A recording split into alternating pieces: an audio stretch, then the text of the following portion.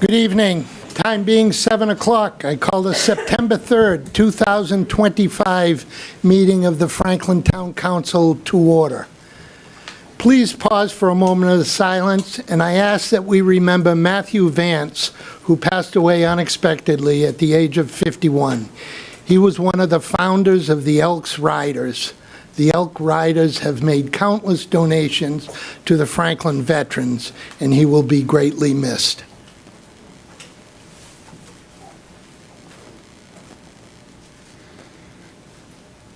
Please stand for the Pledge of Allegiance.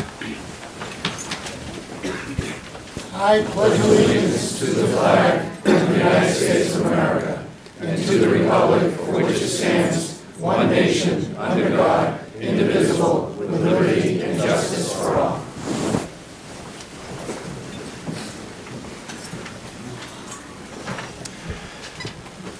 Announcements from the chair. All citizens are welcome to attend public meetings in person.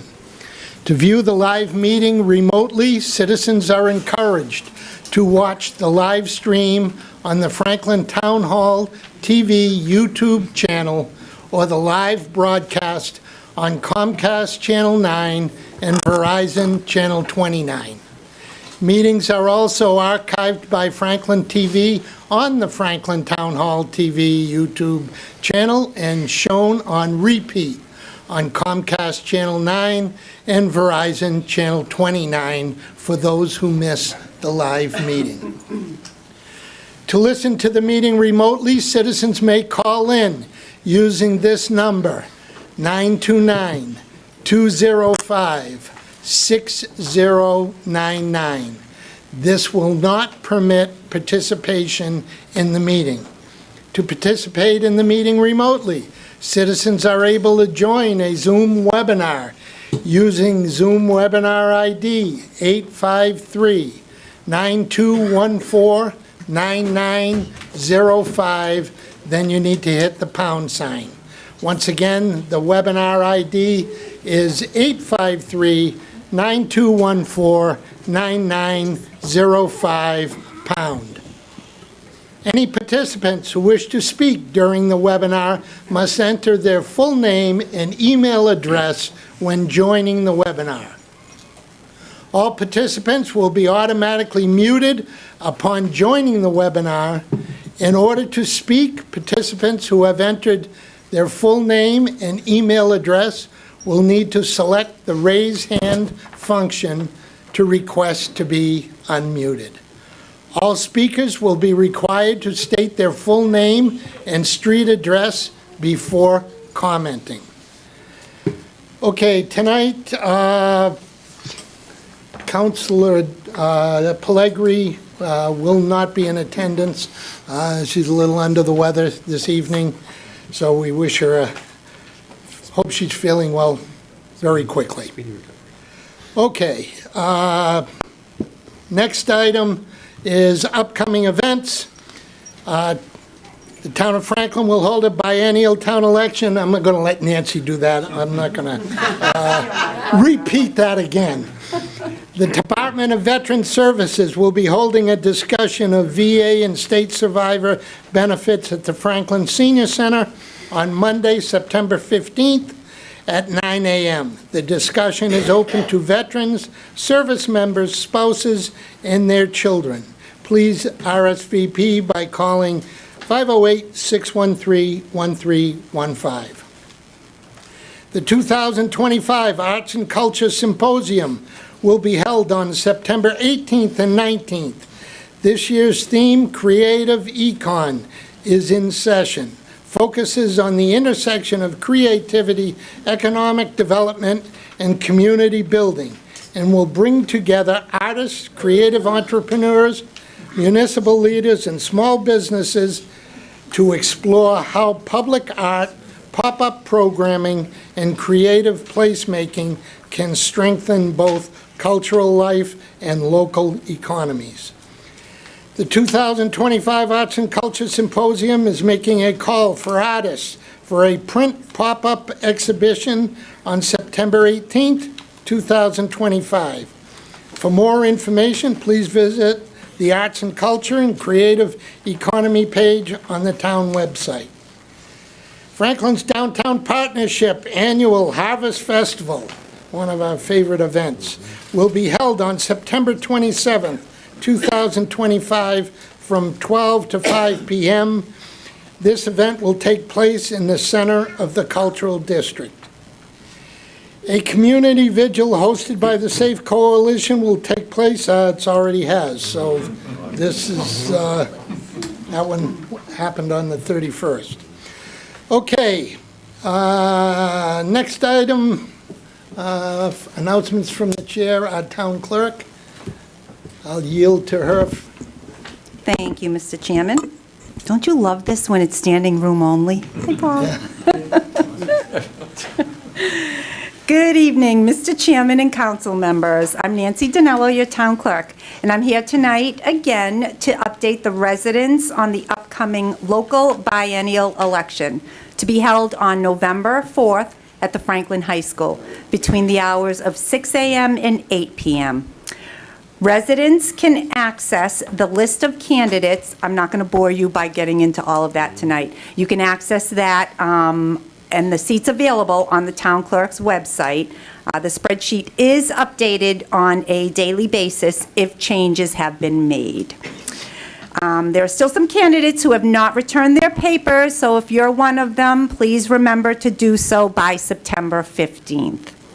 Last day to withdraw your candidacy is September 22nd by 4 p.m. I will then order the ballots on September 23rd, and once the ballots arrive, we will start the process of mailing out all of the requests that we've received. Remember, in order to receive a ballot, you have to request a ballot. So you can call me or email me, go on the website. The link is right there for the vote by mail application. And if you can't find it, just give me a call and I will gladly, like I said, email it to you. Now, if you voted by mail in the special election and you checked that box for all elections, you do not have to reapply. If you forgot, if you checked off the box, call us. We will gladly check your status and let you know. Lastly, in-person early voting. That will start on October 17th through Friday, October 31st. And it's going to be here in my office during regular business hours. We will be open on Saturday, October 25th from 9 a.m. to 3 p.m. And that's the last day to register to vote as well. So, as always, if you have any questions, comments, concerns, please feel free to call my office. 508-520-4900. Thank you, everybody. Thank you, Nancy. Okay, last announcement from the chair. I know there's been a lot of talk in the community, a lot of talk on Facebook regarding the Zoning Board of Appeals. Jamie has put, our town administrators has put out a memo. It's over here. There's many copies. It's 4 pages long, explaining everything in that memo. And under the chairman's comments, I'm going to ask Jamie to just give us a quick synopsis. Sure. So thank you, Mr. Chairman. I think many of you in the audience, certainly myself, I was sitting right in this chair with a front row seat to last week's ZBA meeting. I lay it out. I've been transparent about it. I'm about as disappointed as probably any member of the community in the entire meeting's events from start to finish last week. I'm just going to give you right now the updates that I can.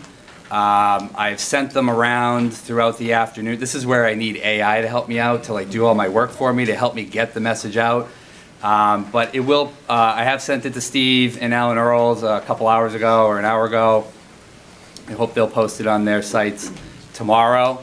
I think especially Franklin Matters and the Franklin Observer owe it to the community to be able to put out some of the material. I will not be able to answer every question tonight. There are some additional dynamics that we will focus on in the coming weeks. However, this week and in the short term, the memo goes through the current status of the 28 Queen Street application, which was the Williams' home, which is the parcel in question that got denied with the front porch.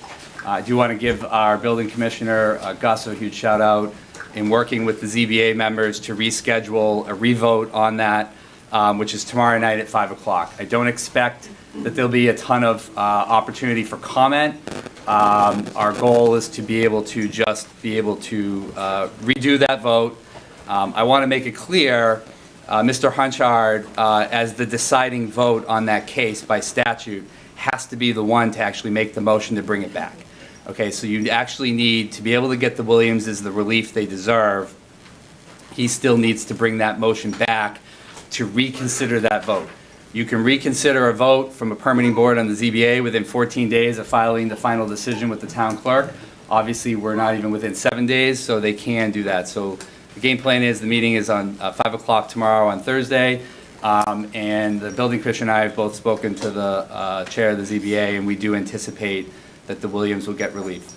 It's really important people understand that this vote right now is very important for that family for many reasons, notably the fact that if the final decision of a no vote is filed with the town clerk within 14 days, the Williamses then have to pay for an attorney to appeal, and they have to go through the court process to be able to get that overturned, which should be overturned, but we don't want the Williams to have to spend that kind of money or time to do all that.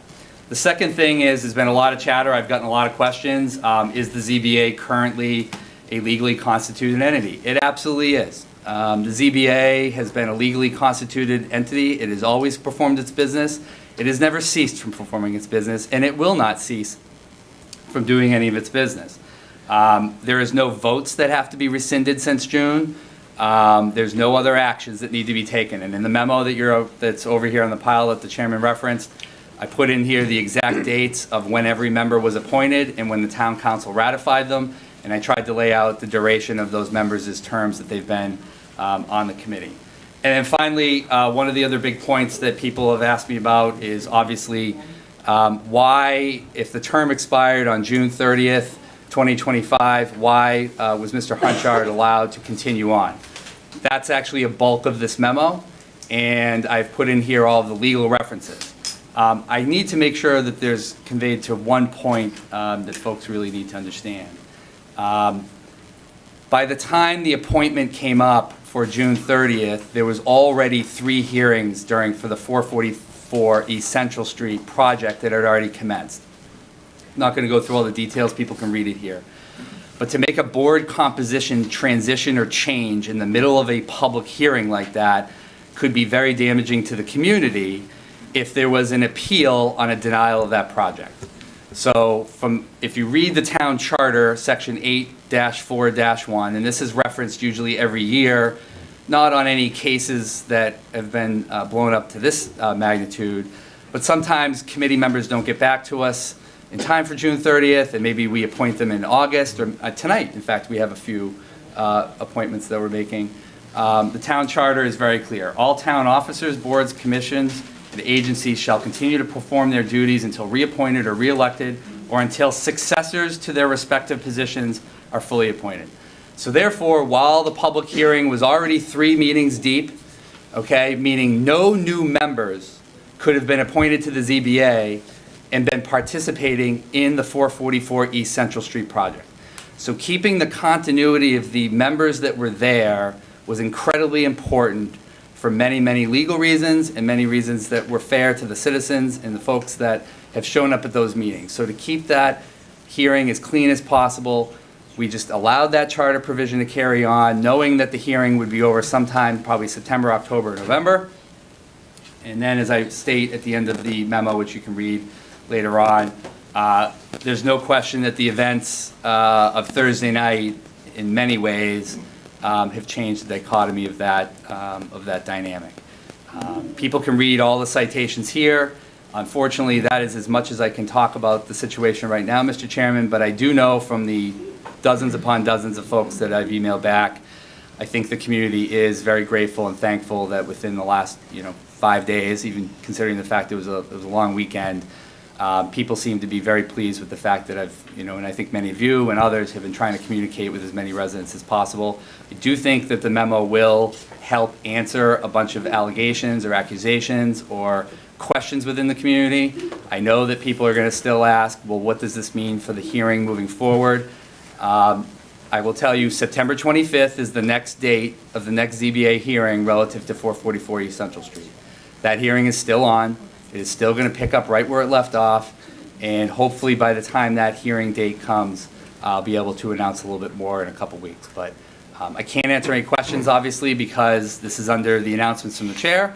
But if people want to send me an email or grab me after the meeting or during a break, I'll be happy to answer as much as I can. Thank you very much. Thank you, Jamie.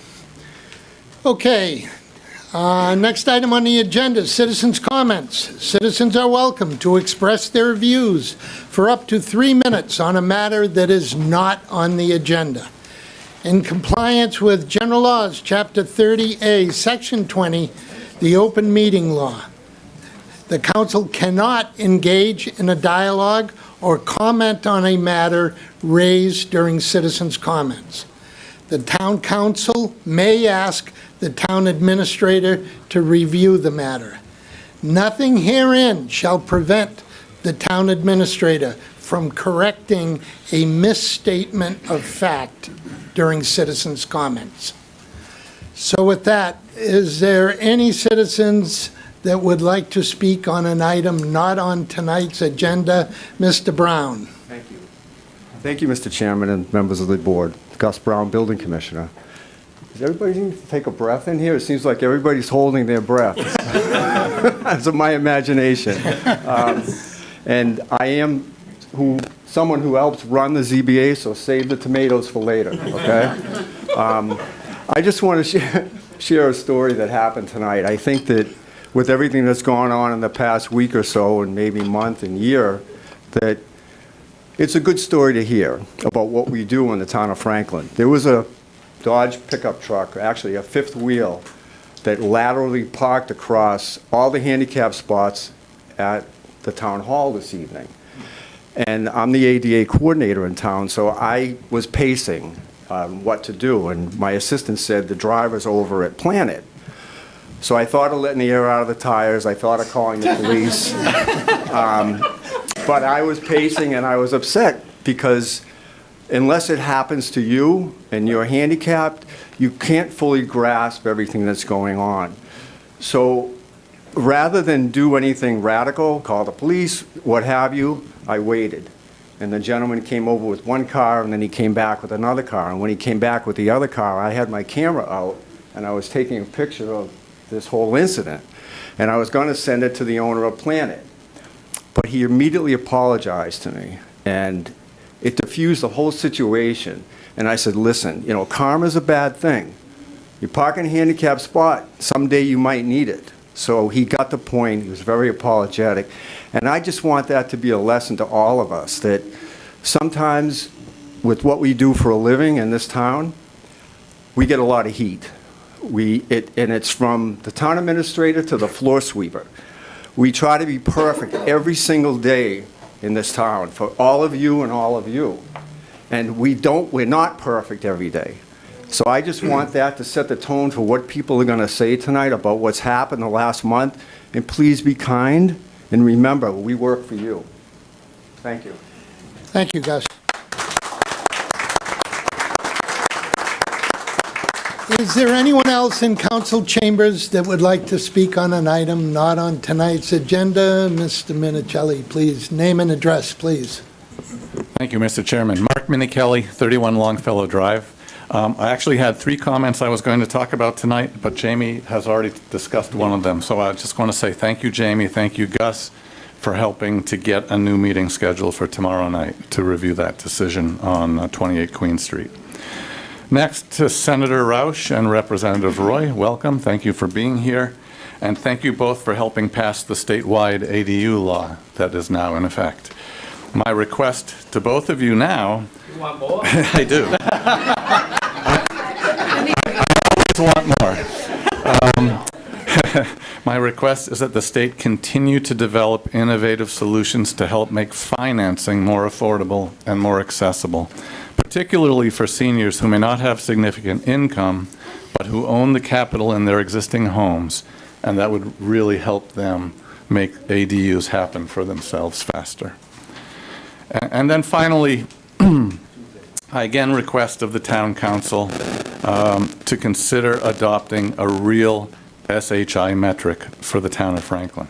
SHI, Subsidized Housing Index, is something that came about in the 1960s when that law was passed, and is a statewide metric for how well a community is doing. However, although the statewide defined SHI for Franklin is well above 10% now and climbing, it's because market rate units can be counted in this state-defined SHI number. And the number is meaningless as a measure of true affordability in any community. So if we want a real number to gauge how we are doing, I've proposed in the past, and I request and I beg of you to please consider taking on the opportunity to develop a new metric for the town. Yes, we will still have to do the metrics for the state, but the town should develop its own metric. I called it before an actual SHI. Maybe we should call it a real SHI, but it's a number that excludes the market rate units and only counts the truly affordable units, at least affordable by the state's definition. I would request that you and the administrator work together to try to figure out a way to do that. Thank you very much. Thank you, Mark. Is there anyone else in council chambers that would like to speak on an item not on tonight's agenda?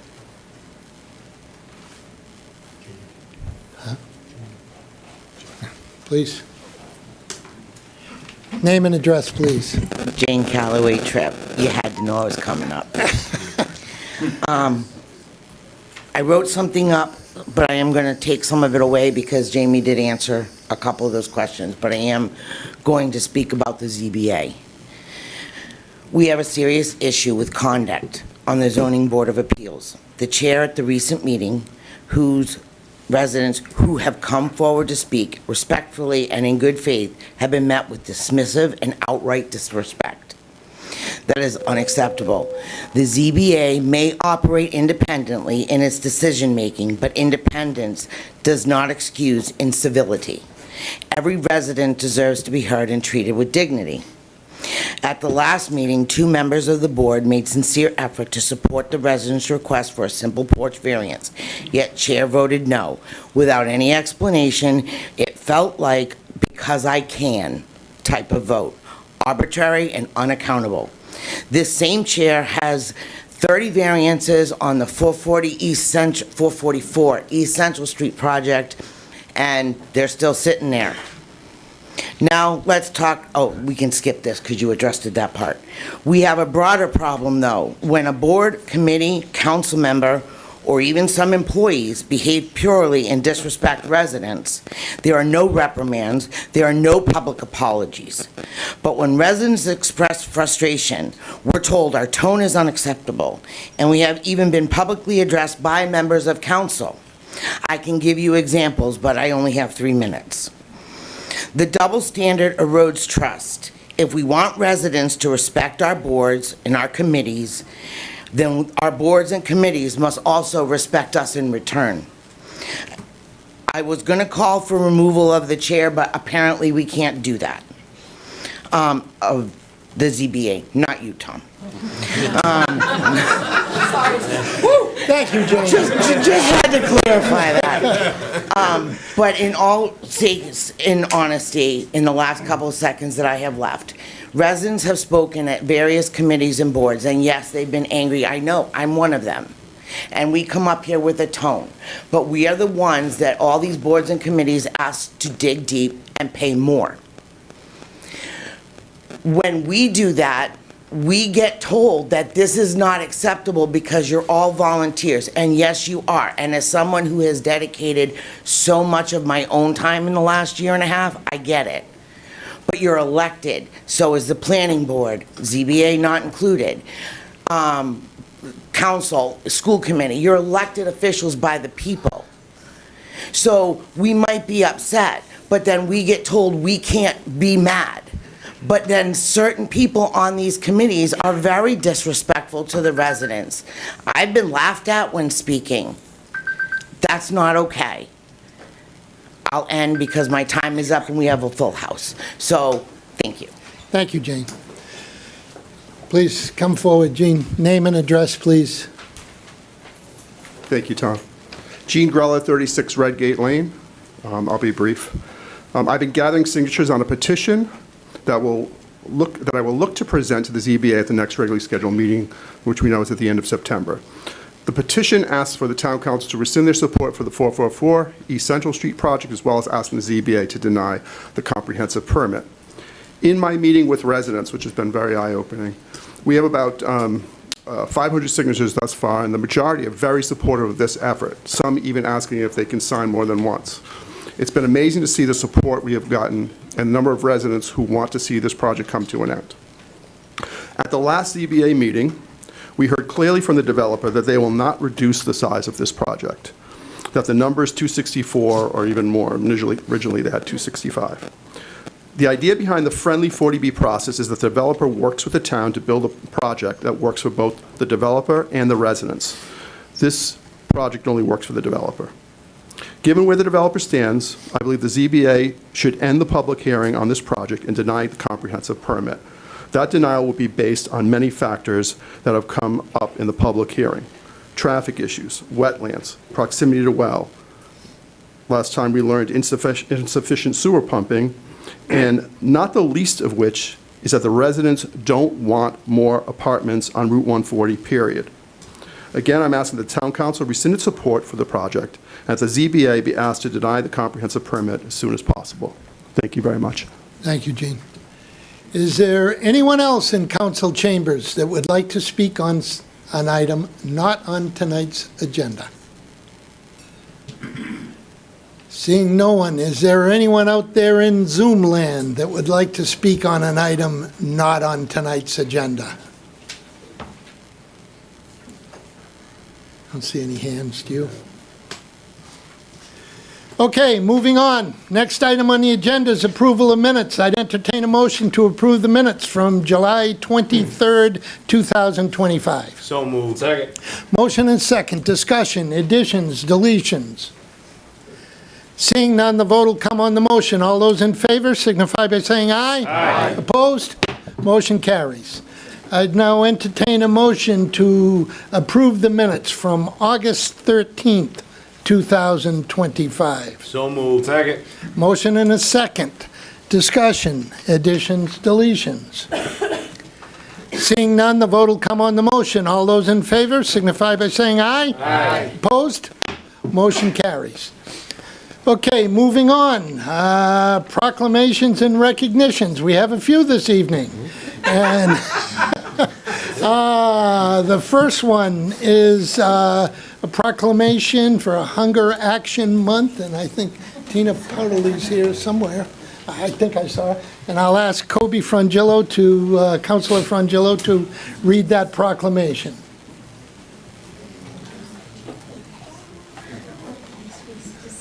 Hello. My pleasure to present this proclamation, I would say, in partnership with the food pantry, but certainly it affects the entire town. I think just about anyone who lives in Franklin knows, but if you happen to not, Franklin is lucky to have the single best food pantry I know, pound for pound, of any community in terms of really meeting residents where they're at, ensuring that they have a full supply of diverse and dignified food options, as well as meeting them with other social services. The leadership team, including Tina Powderly, are just incredible and do really, really strong work for our most vulnerable residents in town. But the problem persists, and so today I'm reading a proclamation recognizing September 2025 as Hunger Action Month.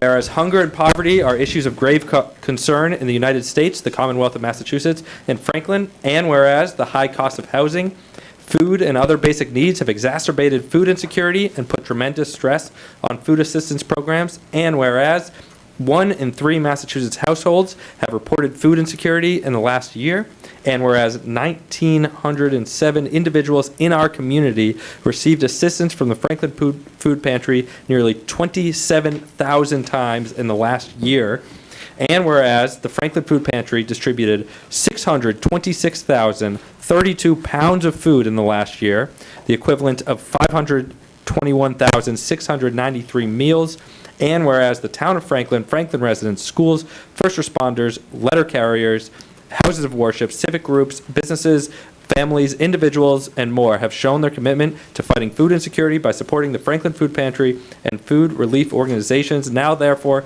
be it known that the Town Council of the Town of Franklin hereby recognizes September 2025 as Hunger Action Month in Franklin, Massachusetts, and urges all the citizens of Franklin to take notice of the event and participate fittingly in its observance. Signed, Thomas T. Mercer, our chairman.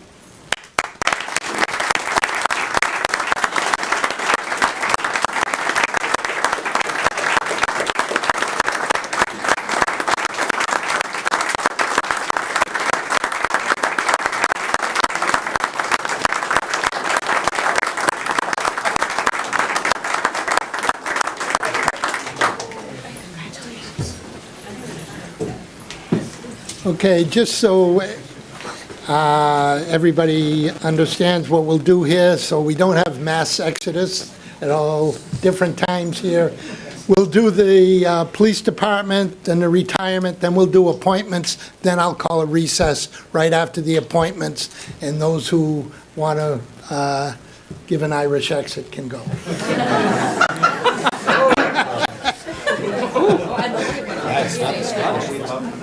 Yeah.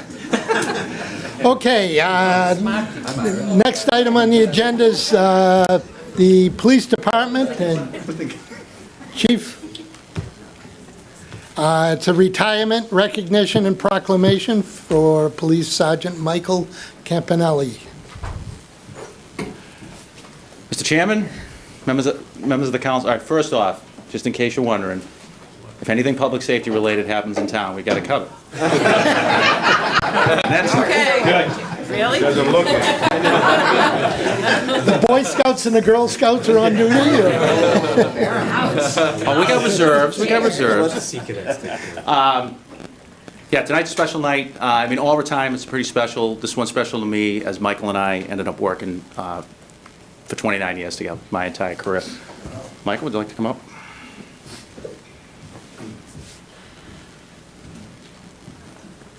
Stand next to me on camera.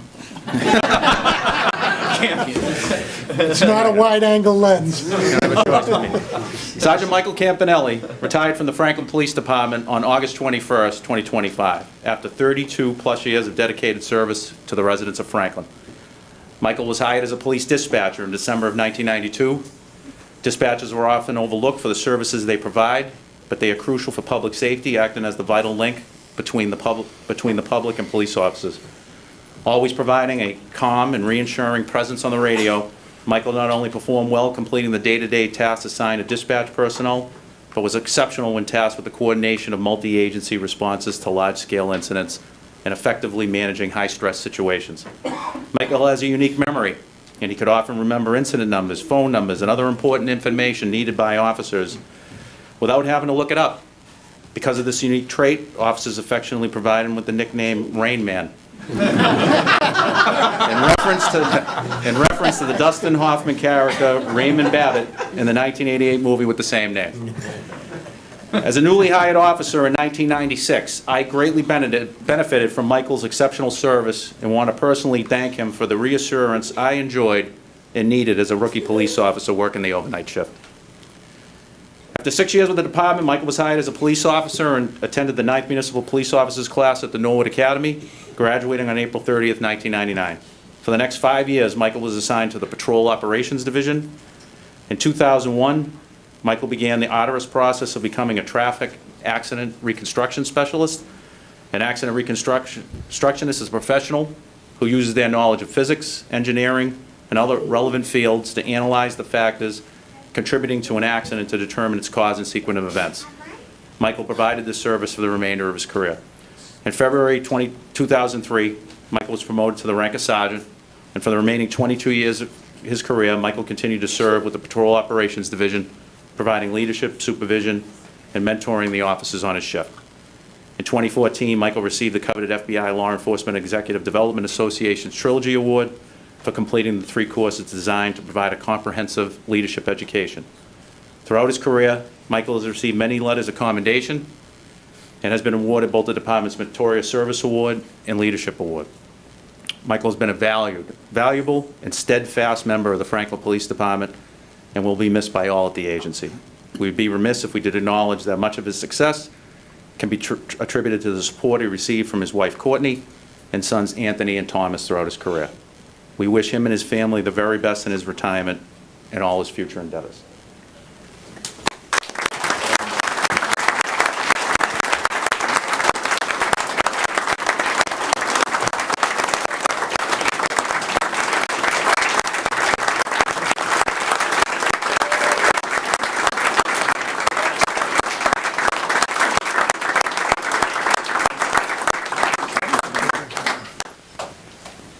We have this plaque. It has Michael's badge, number 7, which will be, Sergeant's badge will be retired. The plaque states, Sergeant Michael E. Campanelli, in appreciation for over 32 years of dedicated service to the citizens of Franklin and your commitment to the Franklin Police Department, December 28, 1992 through August 21st, 2025.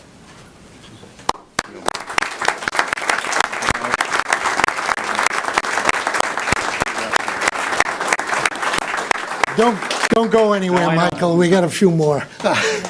Councilor Chandler will read a proclamation from the town of Franklin.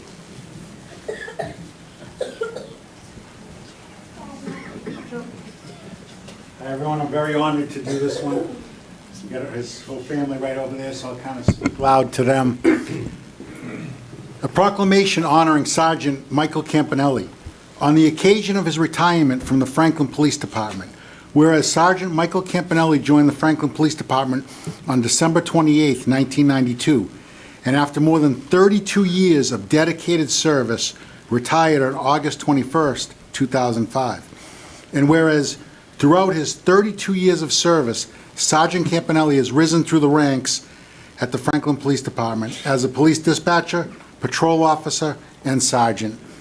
And whereas during his tenure with the Franklin Police Department, Sergeant Campanelli was a highly skilled accident reconstructionist, received the coveted FBI Law Enforcement Executive Development Association's Trilogy Award, and for 22 years as a sergeant was responsible for providing leadership and mentoring the officers in the Patrol Operations Division. And whereas Sergeant Campanelli has received several recognitions and awards over his career, including a Meritorious Service Award and Leadership Award. And whereas Sergeant Campanelli spent the entirety of his career as a dedicated and valued member of the Franklin Police Department, whose commitment and contributions are greatly appreciated, and he has wished many happy years in his well-deserved retirement. Now, therefore, be it known that Sergeant Michael Campanelli is hereby commended and recognized by the Town Council of the Town of Franklin for 32 years of dedicated service with the Franklin Police Department and congratulated on his retirement.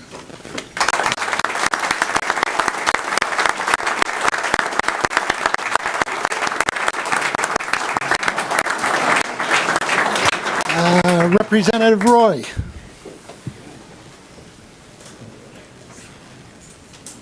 Well, Sergeant, I just want you to know that I have everything down here, word for word, what the chief said, including, yes, I read to make sure, including the Rain Man comment. So the thing you should know is that every member of the House of Representatives has heard that story, and they want to know who this Rain Man is.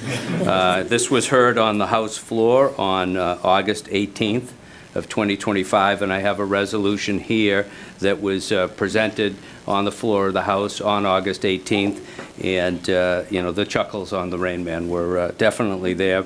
But rather than reading all the whereases, I'll get right to the resolve.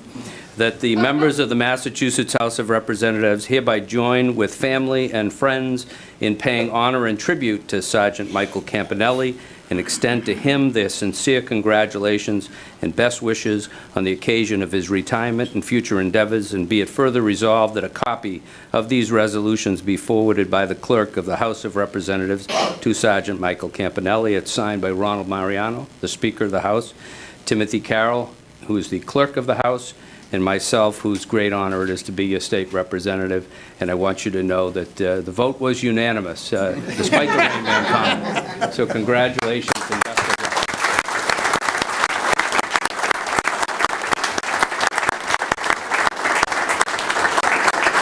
luck. Senator Roush. One more. Oh, I'm the shortest in the bunch. Good evening. Thank you for that. You're welcome.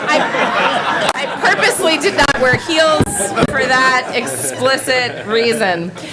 For this Senate, I am honored to present you with an official citation, which I will read quickly. Commonwealth of Massachusetts State Senate official citation. Be it known that the Massachusetts Senate hereby extends its congratulations to Michael Campanelli in recognition of your retirement from the Franklin Police Department and more than 30 years of service to your community.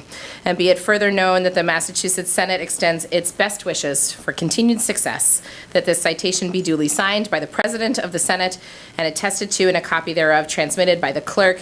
It bears the seal of our Commonwealth. It is indeed signed by our Senate President, Karen Spilka, former state senator for the town of Franklin, as fate would have it, our clerk, Michael Hurley, and myself, who is, like Representative Roy, very proud and honored to be here tonight as your state senator, Becca Roush, dated today, September 3rd. Congratulations.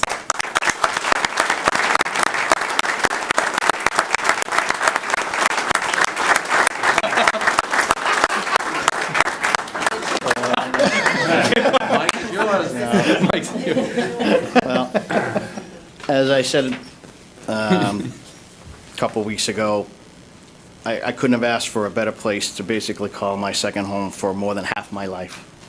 With the people I work with, from 4 chiefs that I went through to all the lieutenants, I can't thank you all enough. Everybody made my job easy, and I made it to the end, so I guess that's all that matters. Thank you very much.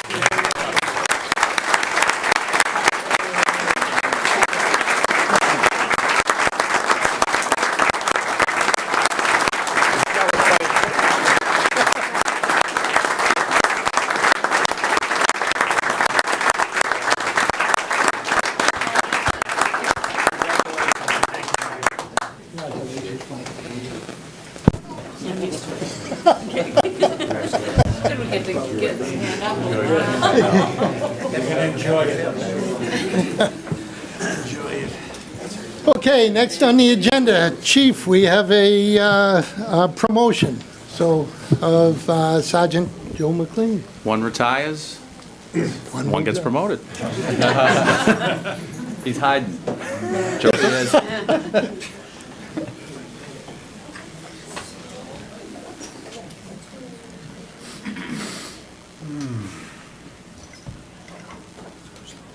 Detective Joel McLean's career in law enforcement has spanned the past 28 years. In 1997, he joined the Franklin Auxiliary Police as a part-time officer. In 2001, he was sponsored by the Franklin Police Department to attend the 39th Massachusetts Police Officer class at the Plymouth Police Academy.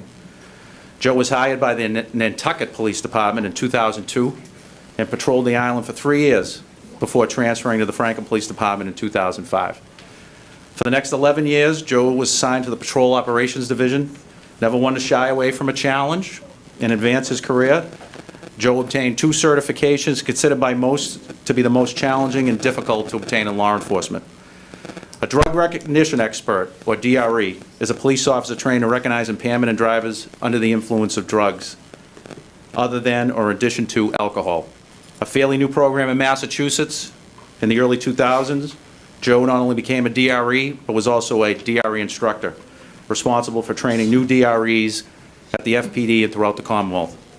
In 2008, Joe started the arduous process of becoming a Federal Motor Carrier Safety Administration DOT certified truck inspector. Say that 3 times out loud. Truck inspections are conducted to ensure commercial motor vehicles meet safety standards, thus minimizing risks and enhancing road safety for everyone. Completing the process, Joe was responsible for starting the FPD's Commercial Motor Vehicle Enforcement Unit. There are not many certified truck inspectors in municipal law enforcement in Massachusetts. Since 2016, Joe has been assigned as a detective in the Specialized Services Division, serving as the department's court prosecutor. The court prosecutor is responsible for the administration of all district, superior, juvenile, criminal court cases, working directly with the assistant district attorneys assigned to the court on a daily basis, ensuring that the resolution of criminal cases is in the best interest of the town of Franklin and the victims of crime. The position is also responsible for overseeing and administering the department's evidence room, and as a detective, assisting the division with follow-up in major crime cases when time allows. He is also a member of the Internet Crimes Against Children Task Force. Throughout his career, Joe has worked for the Municipal Police Training Committee as a police academy drill instructor and a certified instructor for radar, LiDAR, DRE, and standardized field sobriety. Joe has an associate's degree in criminal justice from the Community College of Rhode Island, and he has received the department's life-saving award on 2 occasions and has twice received an exceptional duty award. It gives me great pleasure to promote Joseph McLean to the rank of sergeant.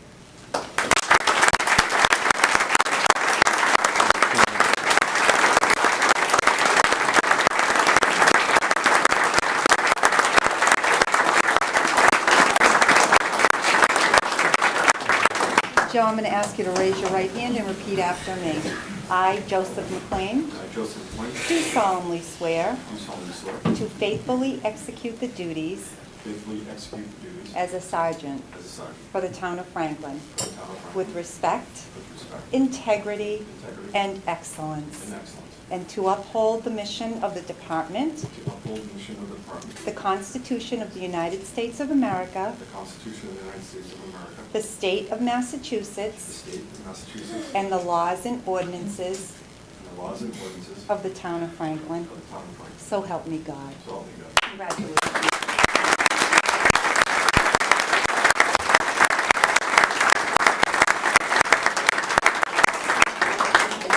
Now I'm going to invite Joe's sons, Dylan and Caleb, to come up and do the pinning. A lot of uniforms over there. They're everywhere tonight. Did you do it right?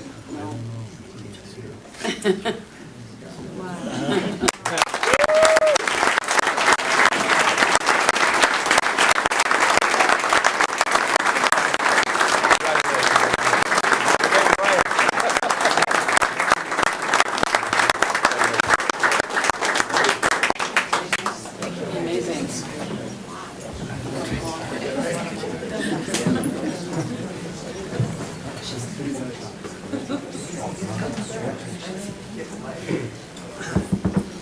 Okay, next on the agenda is retirement and recognition and proclamation for Fire Chief James McLaughlin. I'd ask Jim to come forward. We'll put the fire department on this side. Okay. Why start now, right? Why start now? Since the writing was so small, I increased the font. Okay, on the occasion, microphone over here.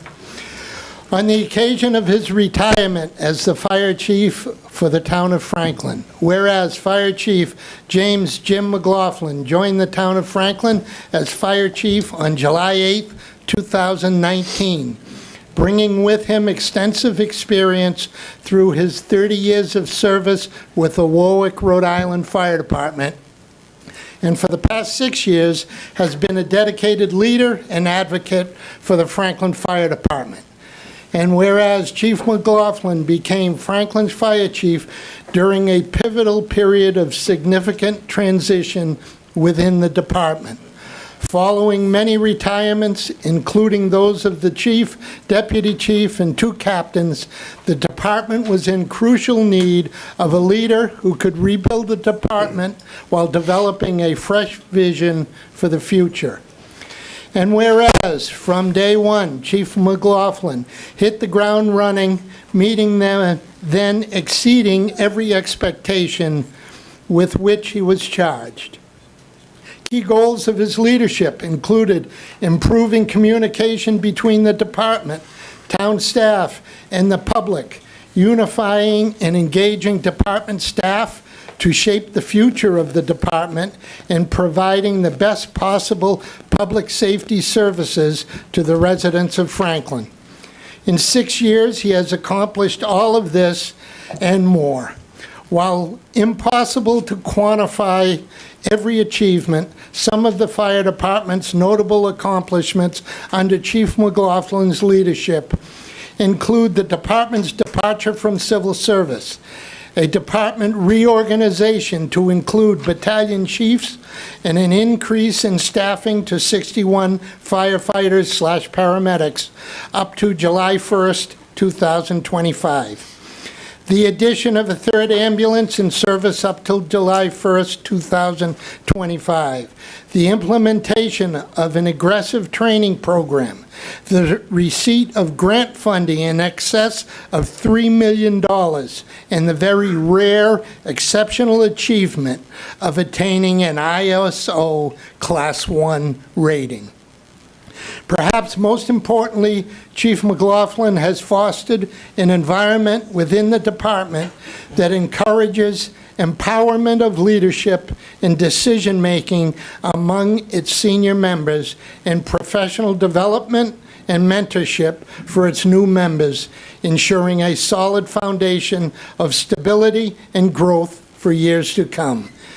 And whereas, after a long, successful career, in 6 years of dedicated service to the town of Franklin, Fire Chief James Jim McLaughlin is retiring on October 18th, 2025. He leaves behind a top-rated fire department with a highly trained, very skilled team, prepared and capable new leadership, and a vision for continued growth and improvement. He is a valued colleague, mentor, and friend to many, and the town of Franklin wishes him the very best in his well-deserved retirement. Now therefore be it known that Fire Chief James Jim McLaughlin is hereby commended and recognized by the Town Council of the Town of Franklin for his outstanding leadership and dedicated service to the Town of Franklin, and congratulated on his retirement, signed by Town Council Chair Thomas D. Mercer, September 3rd, 2025.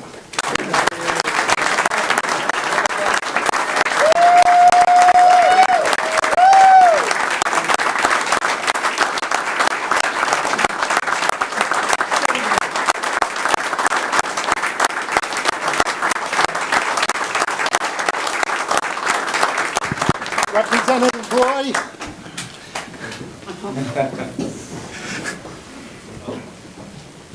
Chief, I am thrilled that it's not verbatim, so I get to read mine tonight. And another bonus here, I heard Chair Mercer say you started on July 8th. According to my resolution, it's July 6th, so you got 2 more days on your pension. All right? That must be worth a few bucks, right?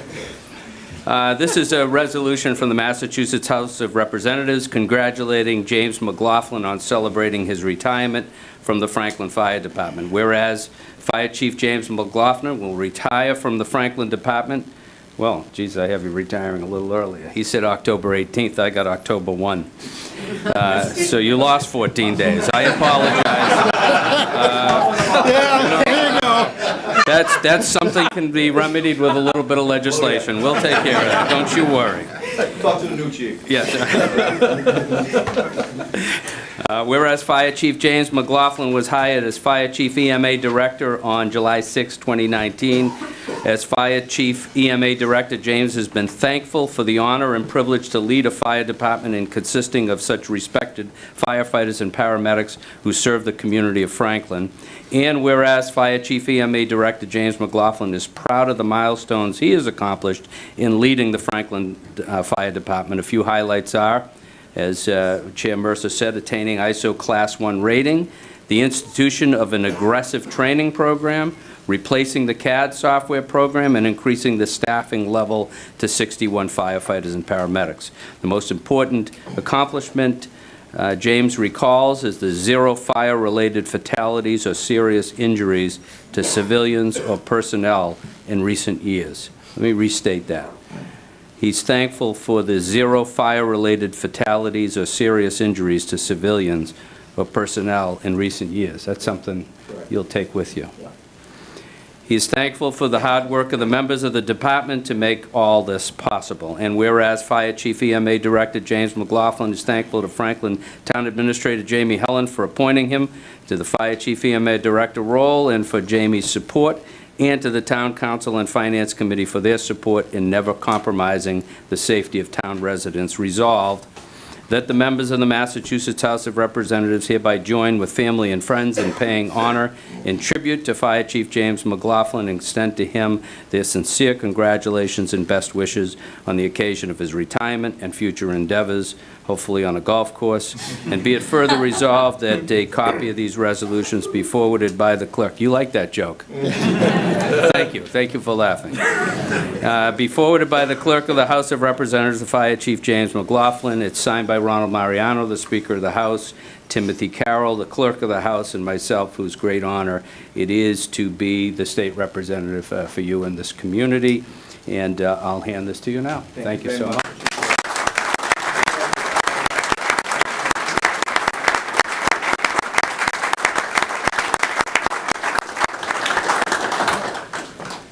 And you are truly a class act, and Congressman Auchincloss could not be with us here tonight, but has asked me to read this certificate of recognition to James McLaughlin, Chief, Franklin Fire Department, with deep gratitude for your 6 years of service to the town of Franklin. As Fire Chief, thank you for your dedication to the Franklin community, and congratulations on the Fire Department's remarkable achievements under your leadership. Signed September 3, 2025, by Jake Auchincloss, the Congressman for the 4th Congressional District of Massachusetts. Again, congratulations. Thank you.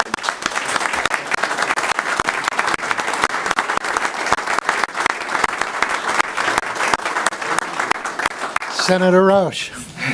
Like a dance. Hey, how's it going? Having a good time? Great time, yeah. You can have a better time on October 17th? Yeah. 17th, yeah. Keeps changing. The day after. You have to start having the good time the day after. Before I read this citation from the Senate, which of course I'm deeply honored to present you with this evening, I just want to say thank you for your partnership and collaboration. I have learned a lot from you over the years that we've been serving together, and I appreciate that work that we've done together. Commonwealth of Massachusetts, State Senate official citation. Be it known that the Massachusetts Senate hereby extends its congratulations to Jim McLaughlin in recognition of your retirement as Chief of the Franklin Fire Department and your dedication to the safety of the community. And be it further known that the Massachusetts Senate extends its best wishes for continued success, that this citation be duly signed by the President of the Senate and attested to, and a copy thereof transmitted by the Clerk of the Senate, bearing the seal of the Commonwealth. It is indeed signed by Senate President Spilka, our former fellow state senator for Franklin, our clerk, Michael Hurley, myself as the offering state senator, Becca Roush, dated today, September 3rd, 2025. Congratulations and thank you, Chief.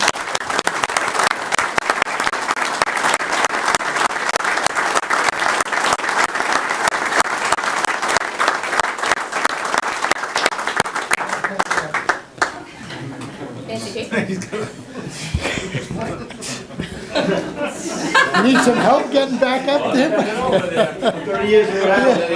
I was just going to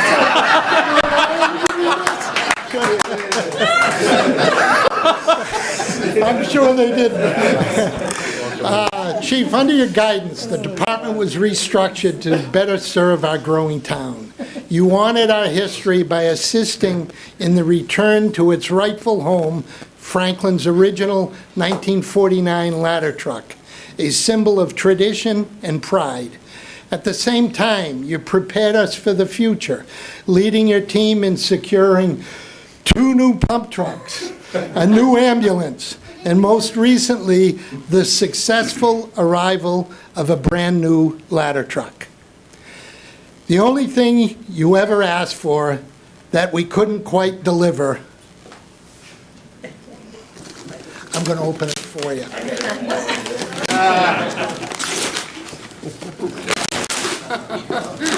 The helicopter.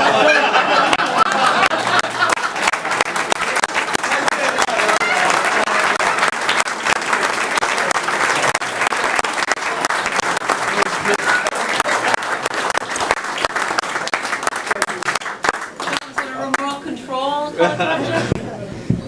I'll keep my comments under 30 minutes, okay? So, I just want to say 6 years have been really, really gratifying. It was a lot of fun. I do have to take the opportunity to thank Jamie for giving me the opportunity of serving here in Franklin. I do have to thank the council, the present members of the council, the past members of the council, led by Chairman Mercer, for incredible support for the fire department. Unbelievable, I can't say enough. I've said it, I try to say it every time I see you. The support for this department is overwhelming. I also want to thank the present and past members of the FinCom, led by Chair Conley. They also have been extremely supportive throughout the same time period.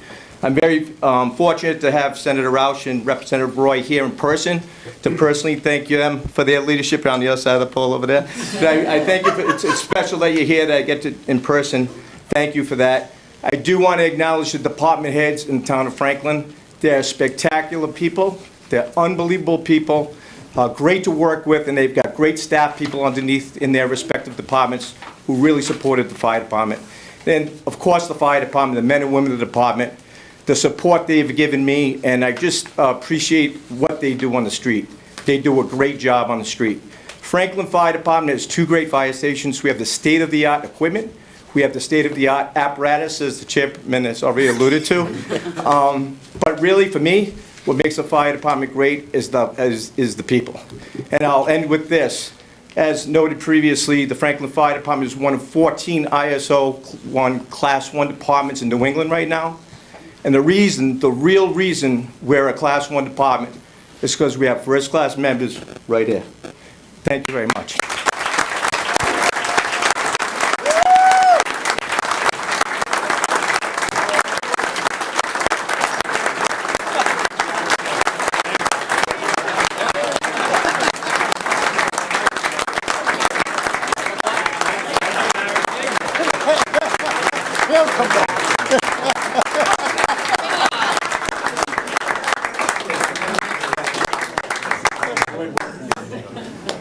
I love that. I knew you would. You know how long it took me to find it. That's an excellent game.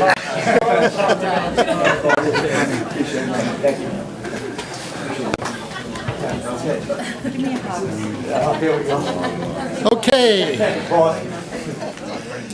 Next item on the agenda is appointments. First appointment is Fire Chief Jamie. God. Went from 6 days of the ZBA, now I got to deal with this. This is, you know, honestly, so obviously, we set this up to try to give Chief McLaughlin a short recognition while everybody was here. Tonight, the rep, the senator, you know, all the other folks, Sheriff McDermott. So what we have before you tonight, because I was dealing with a lot of stuff over the weekend, I never had prepared remarks, so I'm just going to make it up as I go along. But for me personally, and I know for Karen and many of us and many of you on the council, I think it's 60 years ago I took this job, but it was like 6 or 7. And I wrote a memo outlining some objectives. And one of the clearest objectives that we had in the transition from the previous chief and deputy chief was that we never had to go outside the department for our leadership capacity in the future. I do want to give a shout out to the town of Medway town administrator who texted me today with 2 thumbs up for the nomination for the next chief. And he also told me that this has now been 41 years since the last internal fire chief was appointed from inside the department. So that's been almost 4 decades. So tonight's a really special night that I didn't quite know was this special until Mike had texted me that earlier today. The bureaucracy piece of this is, we did do an internal posting only, which is a great position to be in. We had 5 internal candidates, all did an extraordinary job. When you go down the ranks, 6, 7, 8 years ago, we would have never had that many candidates for chief. We would have never had that many candidates for captain, battalion chief, lieutenant. Now, as Chief McLaughlin has said, all the men and women that are in the audience tonight are getting their education because of all of your support. They're trying to rise up those ranks. They're trying to be in leadership and be with the 2 restored paramedics from August. I know we already have a tremendous amount of applications of great men and women that are applying to be here in Franklin. And obviously, for me, and I'm a little kind of all over the place, a little bit of this is a little surreal. When you're the town manager, you're just doing everything every day to get it done, and you don't sometimes have the opportunity to sit back and reflect. And I can't say that for the last 20 minutes I haven't sat here and been like, this is your life. The last 6 years have been incredibly fast-paced, but as I look over at the HR director and some of the other staff that are around, I can safely say that our public safety in this community is exponentially better today than it was 6 years ago because of the chief's leadership and that of all of the other men and women that work for our fire department. We did do an internal posting. We had 5 candidates. We did interviews. We did an assessment center. And everybody in the department did a fantastic job, an incredible job throughout the whole process. I know sometimes people don't like assessment centers, but it is an opportunity for everybody to learn a lot about where the department is, where they are as an individual, and where we're going forward.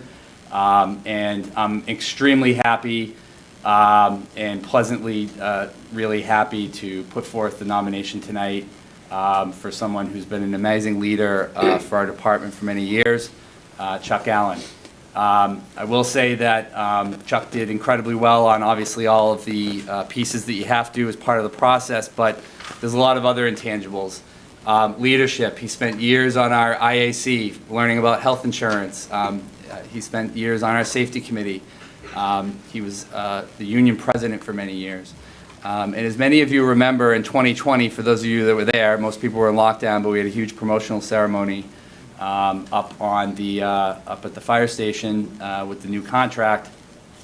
And if folks may remember, although it feels like 50 years ago, but it's just 5, I had cited the leadership of Tommy Carlucci and Chuck Allen. Jim has done an amazing job. I certainly have played a role. The council's played a role. HR has played a role. But I can tell you today that we would not be in the position we are in without the efforts of Battalion Chief Carlucci and Battalion Chief Allen. And so it's with my great pleasure, my honor, to put forth to you tonight an opportunity to ratify my nomination of Chuck Allen as the next fire chief for the town of Franklin. Thank you, Jamie. Clerk will read the nomination. Thank you, Mr. Chairman. I'm very happy to read this appointment, especially a name I can spell and read. And pronounce. And pronounce correctly. I will. Appointments. Town of Franklin Fire Chief. Per Town Chapter, Section 425. The Town Administrator has appointed Charles Allen to serve as Fire Chief of the Town of Franklin, subject to ratification of the Town Council. Motion to ratify the appointment by the Town Administrator of Charles Allen to serve as Fire Chief of the Town of Franklin effective October 18th, 2025, pending successful completion of pre-employment physical and background check. Second. Motion and a second. Discussion on the motion. Seeing none, the vote will come on the motion. All those in favor signify by saying aye. Aye. Opposed? Motion carries.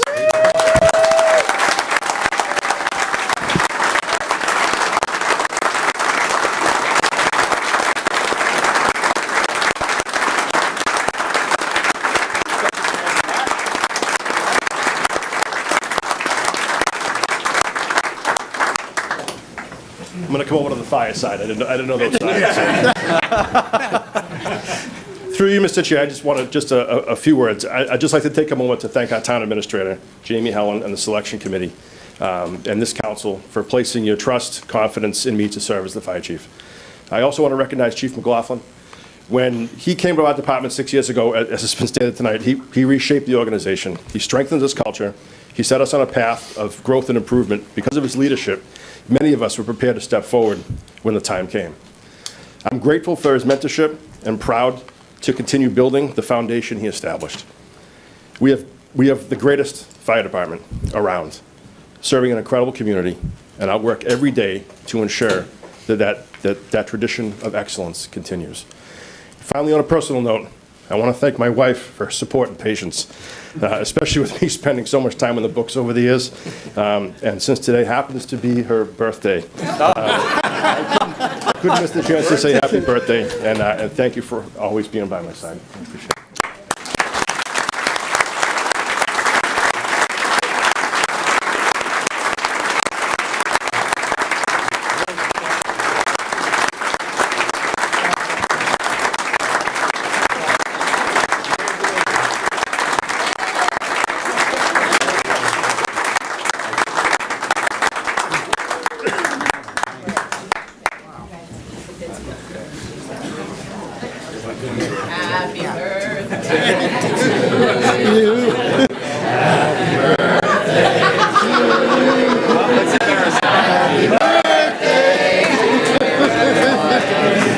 Happy birthday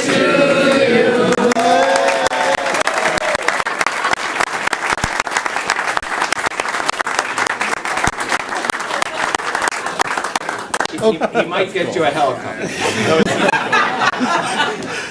Okay, next appointment, Community Preservation Committee. Richard Johnson, clerk, will read the appointment. Thank you, Mr. Chairman. This is an appointment. The town administrator has appointed the following individuals to serve on town committees with terms to become effective September 3rd, 2025, and to expire as stated below. I'm going to read the name, the street address, and the term expiration. Community Preservation Committee, Richard Johnson. Conservation Commission, 394 Coronation Drive, to expire on June 30th, 2026. Cultural Council, Ryan Hanley of 731 King Street, to expire on June 30th, 2028. William Lee, 18 Martin Ave, to expire on June 30th, 2028. Karen Parnell, 9 Longfellow Drive, to expire on June 30th, 2028. This is a motion to ratify the appointments by the town administrator of the individuals named above to serve on town committees with terms to become effective September 3rd, 2025, and expire as stated above. Second. Motion and a second. Jamie? Just thank them for stepping up, and I just want to note that Mr. Johnson is the representative from the Conservation Commission to the Community Preservation Committee. Okay. Thank you. Thank you, Jamie. Any questions or comments from the council? Councilor Jones? Thank you, Mr. Chairman. Just a quick comment, one I typically make, is to thank those individuals who step up to go into these volunteer roles. They are timely, and they take quite the commitment, and for anybody who sits in a volunteer role in this town, you are appreciated. I did want to mention, I know the town clerk did mention earlier, but I believe there are still a couple of positions open for, is it the planning board or the associate member positions? Or There's the Board of Health and Planning Board Associate Member. so Board of Health and the Planning Board Associates still open, but papers are still available for that too. Correct. Okay, perfect. Just to add that. Thank you, Mr. Chairman. Any further discussion?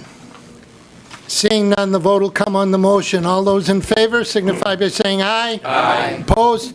Motion carries. We're now going to take a 2-minute recess, then we'll come right back.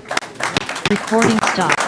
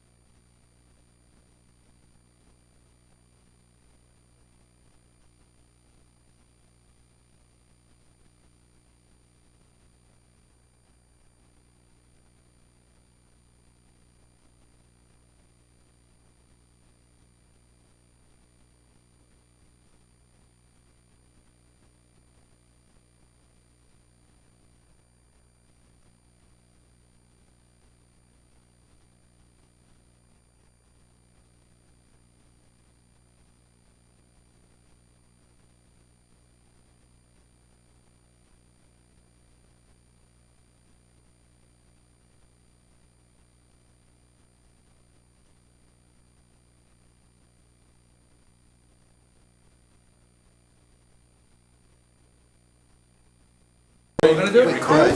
Yeah. Is Bill gonna do it? He's gonna come He's see awesome. me. I know, I love him. Haven't even begun fireworks yet. Okay, I call the September 3rd meeting of the Franklin Town Council back to order. Yeah, Steve, thank you. Thanks, Steve.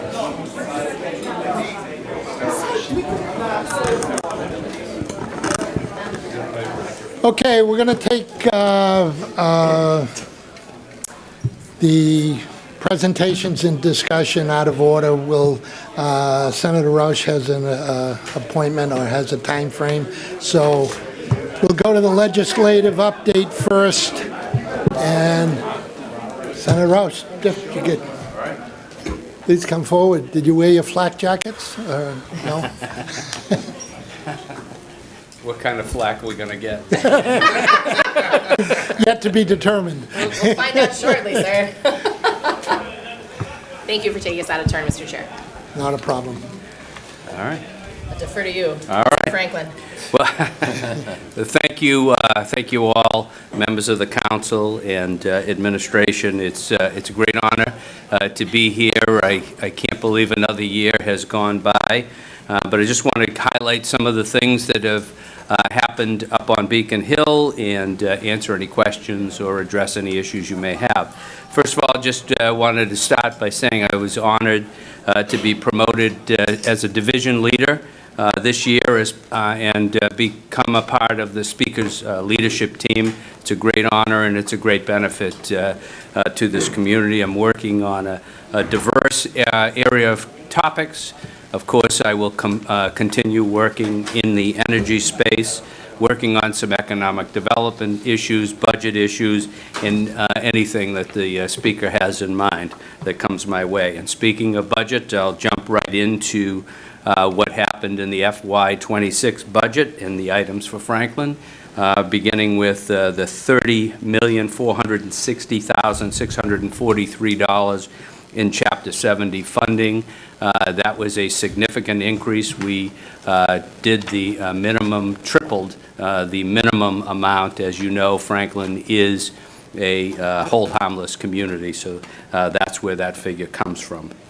We had $3,042,531 in unrestricted general aid, $100,000 for the Franklin Performing Arts Company, $100,000 for the Safe Coalition Fighting Substance Abuse Disorder, $50,000 for the Children's Museum of Franklin, which is going to open its doors in about 2 weeks, $50,000 for the Franklin Food Pantry, glad to see that they are here tonight, and $25,000 for the Franklin Downtown Partnership to further encourage economic development.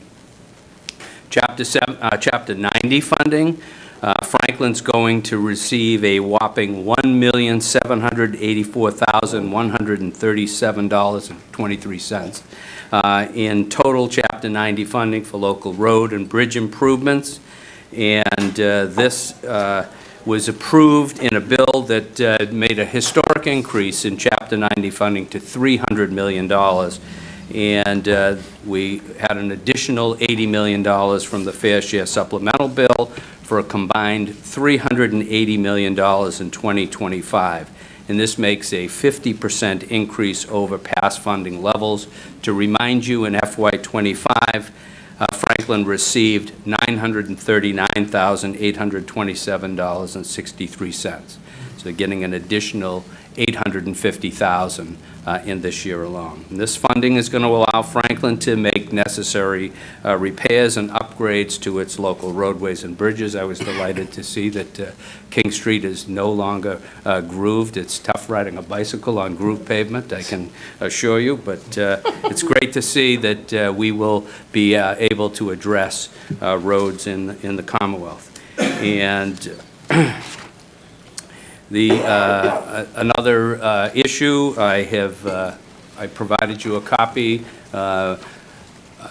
due to requests from folks who may not have internet or email access. I've had a lot of folks saying, hey, we'd love to see a newsletter in print, so we started that in August of 2025. I left them on your desks, and any folks in the audience who'd like to take one home with them. We will continue doing the online version, but we're doing that in print as well. Just a few weeks ago, I did testimony on the explosive gas detector bill that would be requiring explosive gas detectors in every home that has gas appliances or gas heating systems. We require them for carbon monoxide and smoke detectors, but we have not done it for explosive gas. I filed this bill in response to a propane explosion that occurred in Franklin several years ago and took the lives of two people. And much to my surprise, the children of the Franklin couple were there testifying in person as well. They do not live in Franklin. They live in Stoneham, but they were there, and they were thrilled that some action was being taken in memory of their parents, and we're hoping to get that passed in this particular session. You may have heard or read that overdose deaths were down more than 36% in 2024, and that's reaching the lowest level since 2013, and that's thanks to investments in substance use prevention, treatment, recovery, and harm reduction programs, and that includes the increased availability of Narcan, distribution of fentanyl test strips, expanded access to treatment, recovery services, and low-threshold housing for individuals experiencing substance use disorder. And I want to give a special thank you to Jim Derrick and Jen Levine, the co-founders of the SAFE Coalition, Councilor Robert DeLorco, who's been a champion in this effort from the very beginning, and Ann Bergen, who's the president of the board of SAFE Coalition. Kobe Frangillo is also a member of that board. So thank you. Those efforts have truly paid off. I know that 40B has been a huge topic in this community, and that's perhaps why you made the flat comment. But happy to talk more about that. But the community's 40B obligations are to meet safe harbor regulations. It bears repeating that the number of low or moderate income housing units in the community, it has to be at least 10% of the total number of housing units reported in the most recent federal census. Low or moderate income housing exists on sites comprising 1.5% or more of the community's total land area zoned for residential, commercial, or industrial use. And this is to encourage low-income housing. Housing is one of the greatest crises facing the nation and indeed the Commonwealth of Massachusetts. And we're trying to address that. We did a comprehensive housing bill last session, and we look forward to making adjustments so that people who want to live in the community where they work or where they grew up will have that opportunity to do so. There is some talk about the difference between a friendly and versus a hostile 40B. Friendly 40B is known as the local initiative program, is when the developers work cooperatively with town officials. The town and the developers both make compromises to work together. Hostile 40B is when the town doesn't want the development to be built and does not want to cooperate, so the developers pursue a hostile 40B, which turns most of the decision-making over to the state. So Franklin is beyond the 10% capacity, so you are in the friendly 40B category, and you hold some cards, and you use them judiciously, and I hope you will continue to do so. Want you to note that on October 20th of 2025, MBTA COO and the Housing Secretary for the Commonwealth will be joining Senator Roush and I to meet with town officials and others to address MBTA service in the community, use of some parking space near the Children's Museum that we hope to open up. Housing needs, we're going to focus on some particular pieces of property, show them to the Secretary for what we're looking to do to improve housing in Franklin. That includes Franklin Ridge. I know that Jamie is working with us to create an agenda for that day, so if you have the time and the opportunity, that would be a great time for you to meet with some of the state officials. Tomorrow morning, I will be attending the ribbon cutting at the Public Health Warehouse at Forge Park. The Department of Public Health moved the Massachusetts Public Health stockpile to a new DPH-operated facility in Forge Park. It's referred to as the Public Health Warehouse in Franklin. It's an advancement in the Commonwealth's public health preparedness and response infrastructure. It's a 75,000 square foot facility that's a central hub that strengthens the Commonwealth's emergency preparedness and ability to protect the health and safety of residents. The warehouse serves as the statewide cache for personal protective equipment, diagnostics, medical equipment, medications, and supplies, and is already housing in our community over 21 million individual items across 352 unique product types. And it's centrally located right here in Franklin, right off the interchange of I-495, ensuring that supplies can be distributed quickly to every corner of the Commonwealth. And it's also adjacent to the Massachusetts Emergency Management Agency warehouse, and they even have a pass-through door connecting the two, which means our public health and emergency management systems are literally side by side, working hand in hand in the community of Franklin. I know that Sheriff McDermott is here, and I'm sure he's going to mention this, but on Saturday, September 20th, from 11 a.m. to 2 p.m., we are sponsoring a public safety, fall safety fest. It's going to have family activities, canine demonstrations, public safety vehicles, free food, and you're asked to bring a non-perishable food item to support the Franklin Food Pantry. That should be a lot of fun. I'm sure that the sheriff is going to give you some more details on that. I want to highlight also that we had a successful National Conference of State Legislators Summit in August here in Boston, Massachusetts. I was honored to be part of the host committee. We had over 9,000 legislators from across the country who attended and convened here in Boston. Lots of collaboration on state government issues. There was $8 million in spending at hotels, bars, and restaurants, and that's in addition to the tax revenues that came in. There were 24,000 room nights booked for that event, and it's the largest attendance of a conference of this type in the history of NCSL. And more importantly, no taxpayer funds were expended to put on this event, yet it generated all that revenue. Next week, I'll be attending the Tri-County Topping Off ceremony. It's going to be a state-of-the-art vocational school. I'm excited that they're going to use geothermal wells for energy, which is going to save money for the school, save money for the town of Franklin, and it will not contribute to CO2 emissions. It'll be a model for Massachusetts, and I want to highlight that the Massachusetts Clean Energy Center was most helpful in helping with the energy issues and actually came out and met with representatives to discuss that. On October 28th, 2025 at 7 p.m. at Franklin High School, we're going to be conducting an anti-Semitism community conversation to address some of the issues that have occurred here in Franklin, provide a historical context and outline for anti-Semitism, and address ways to respond, including information on the Commonwealth's Commission on Anti-Semitism that we set up last year. And finally, I know, Chair Mercer, you mentioned Franklin's Harvest Festival.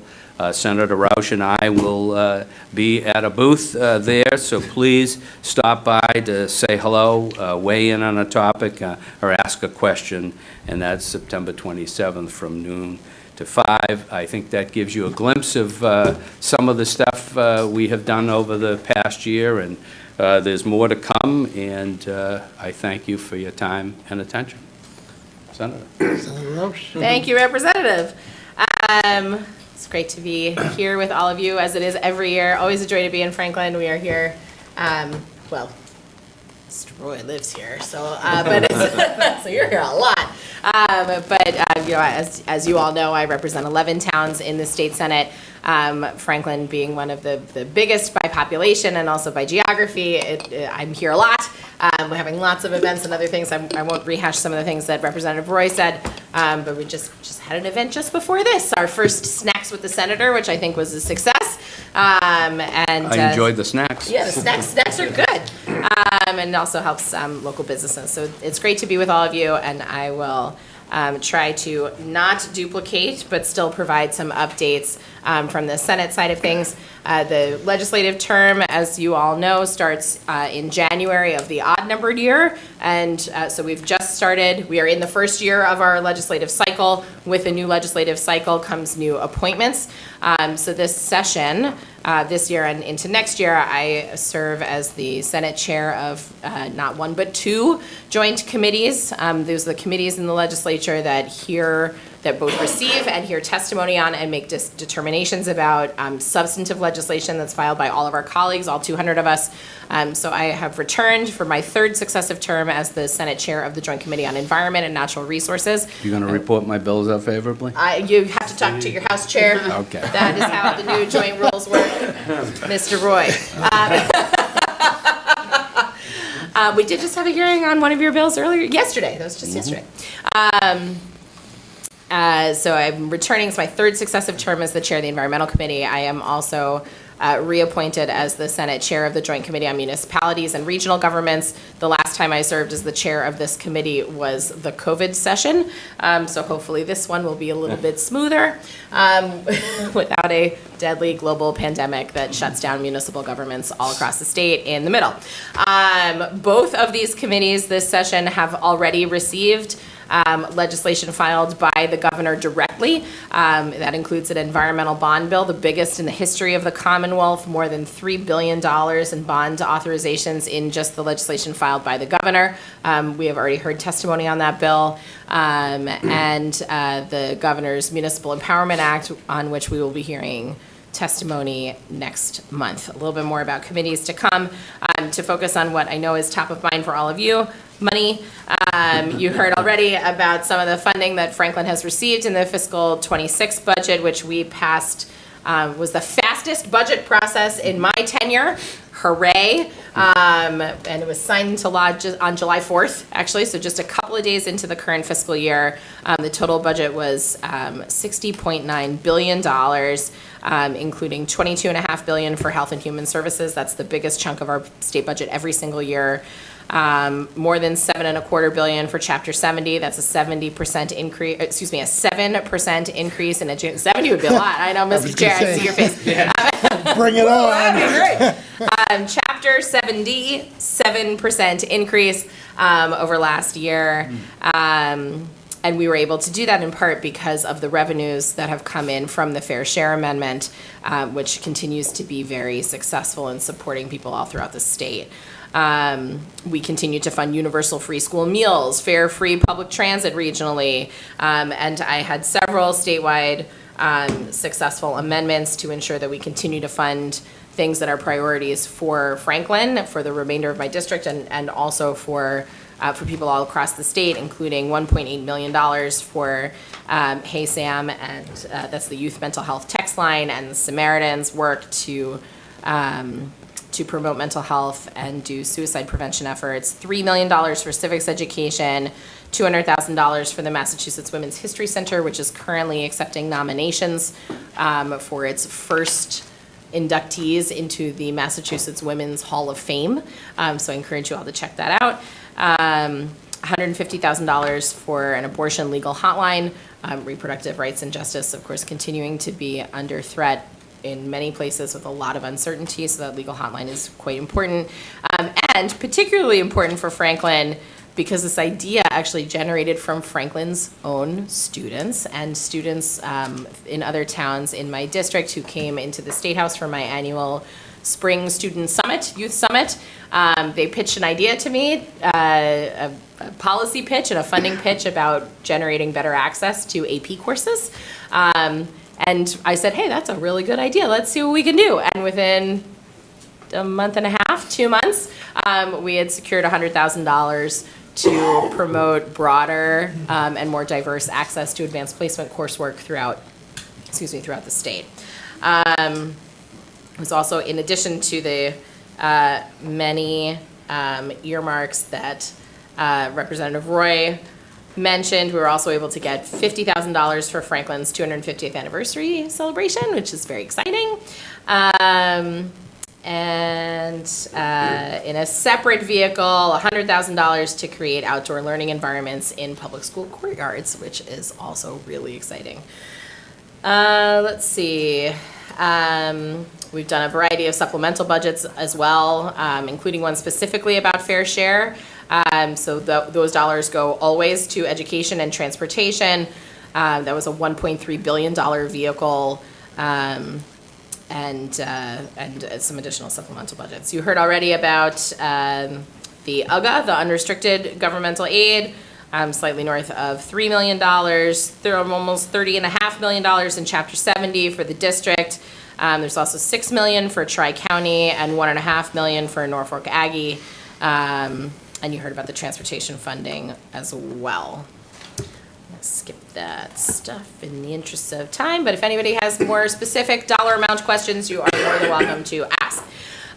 Turning to, Just add one yes, thing. we're going to have an addition, yeah. Yeah, because you said the 1.3 billion for education and transportation. That included $75,000 for the Franklin Public School Department to buy a van. So Franklin is getting a lot of financial support from this state, which I know is important to all of us. So we're glad to be continuing to deliver on that front, especially as we work as such a strong and successful team, the two of us representing all of you and the residents of Franklin on Beacon Hill. Turning to legislation. We've had a number of bills already that have cleared at least one chamber. It's much earlier in the session that we've been able to do that, and we've been able to do that in part because of the change in the joint rules. Those are the rules that we mutually agree upon that govern the operation of those joint committees that I was talking about before and that I'll come back to shortly. But the biggest functional change is that the joint committees still function together as a joint committee, which works great for advocates and experts who are coming in to testify on a singular matter. But the Senate bills are now determined by the outcome on Senate bills is determined by the Senate chair, and the House bills determinations are made by the House chair. So we are able to move things, it turns out, much faster, which I think is a big part of why we've been able to see things moving through the legislature generally a little bit more quickly. The budget we already talked about, the fair share supplemental budget we also already talked about. Representative Roy talked about the Chapter 90 bill, which is that transportation bill that's also done and signed into law. I believe that was signed into law in August. In addition, we have also passed into law an updated SHIELD Act, what we call the SHIELD Act 2.0. This is further enhancing the protections both for providers and patients in the reproductive care and the gender affirming care spaces. And that is in light of what has happened in the federal sphere and also, frankly, what we're seeing in other states. That SHIELD law also included language that I had filed as a standalone bill, which takes the federal law that requires emergency treatment at hospitals. It's known as EMTALA, the Emergency Medical Treatment and Active Labor Act. That federal law came into being in the 1990s and has been around for a long time. It has recently come before the Supreme Court and is at risk of being lost. And so we in Massachusetts want to make sure that even if it's overturned at the federal level and struck down, that we still have those kinds of protections, that every single person who shows up at an emergency room in Massachusetts and needs care and treatment, including pregnant women who are in labor, get that treatment regardless of their ability to pay. And that is what that law does, and we now have that law. It's at the state level, so we have protections here regardless of what the Supreme Court might do to federal EMTALA as we go forward. And that is a really important piece. I was very proud to be a part of that. There are a number of other pieces of that bill, but in the interest of time, I'm going to skip that. But I'm happy to go into it, of course, afterward if anyone would like. The Senate also has passed a bill to prohibit cell phone access and use by students during the school day, bell to bell, from the first bell in the morning to the last bell in the afternoon. That bill is now before the House for their consideration. We've updated child custody jurisdiction laws to be in line with other states. We have enacted debt collection, consumer protection. We have removed passed again legislation through the Senate to strike archaic laws, including some that are unconstitutional, like the law that's still in our books that criminalizes blasphemy, which once upon a time was punishable by death. And when they took death off the books, they added piercing through the tongue with a red hot poker. I'm not even kidding. I promise you this is the history of our general court. And amazingly, the remnants of that law that include criminalization are in fact still on our books, even though they are blatantly unconstitutional under the First Amendment. But of course, when that law was first created, the First Amendment didn't exist yet. So we're cleaning that up. And those bills are also all in front of the House now. I mentioned the joint rules earlier. In addition to changing the way that decisions are made about bills, those joint rules also increase public notice periods for hearings pretty significantly, which is great. Committee votes are all recorded and posted online. It's something the Senate committees have been doing for a long time. It's something I personally have been doing for a long time. Now it's across the board, which is great. And some of my own bills have already been able to move on under that process. Last session, the Senate passed by an overwhelming bipartisan vote my Single-Use Plastics Reduction Act. That bill has again already advanced out of committee. My Abortion Access Act is pending before the Joint Committee on the Judiciary. I have a whopper of an Elections Upgrades Act that would take care of some of the headaches that our dear friend Nancy Dinello has to deal with, including making those mail-in ballots more streamlined so that you don't have to request them every single year. As part of my research, Nancy and I had a very long conversation about her incredible work, so that is a really important piece that will make things work more effectively, more efficiently, and also less expensive, which is great. And the last piece of legislation that I wanted to mention is the Community Immunity Act. This is something that I think all of you have heard me talk about before, and probably also heard about in other contexts, particularly in light of what we are seeing at the federal level right now, the utter chaos from Kennedy and the Trump administration that aims to decimate public health as we know it. This bill has become increasingly and ever so much more important. I don't know if Representative Roy's received similar questions. I have had many questions over the last several weeks, including one from a very concerned, rightly concerned mom who said to me, do we have to go to Canada to be able to access vaccines? And she was asking in all seriousness. And I am proud to share with you that as of literally hours ago, the governor took executive action to ensure that regardless of the chaos coming from Kennedy and Trump, that pharmacies in Massachusetts are authorized to deliver and administer vaccines, including the COVID vaccine. And so that process is unfolding now.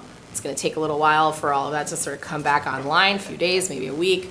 But if you are a Massachusetts person and you want to get a COVID vaccine, you can get one. The pharmacies are now authorized to administer those vaccines for you. Please be patient with them as they get their systems back up and running. And if anyone runs into any bumps, more than welcome to call our office and we will do our best to help you. As I mentioned before, I chair 2 committees. So far, we have had a whopping 12 hearings between the 2 committees. Again, Environment and Natural Resources. This covers basically everything with regard to our climate and our environment, with the exceptions of utilities and energy, although we even do still have some energy bills.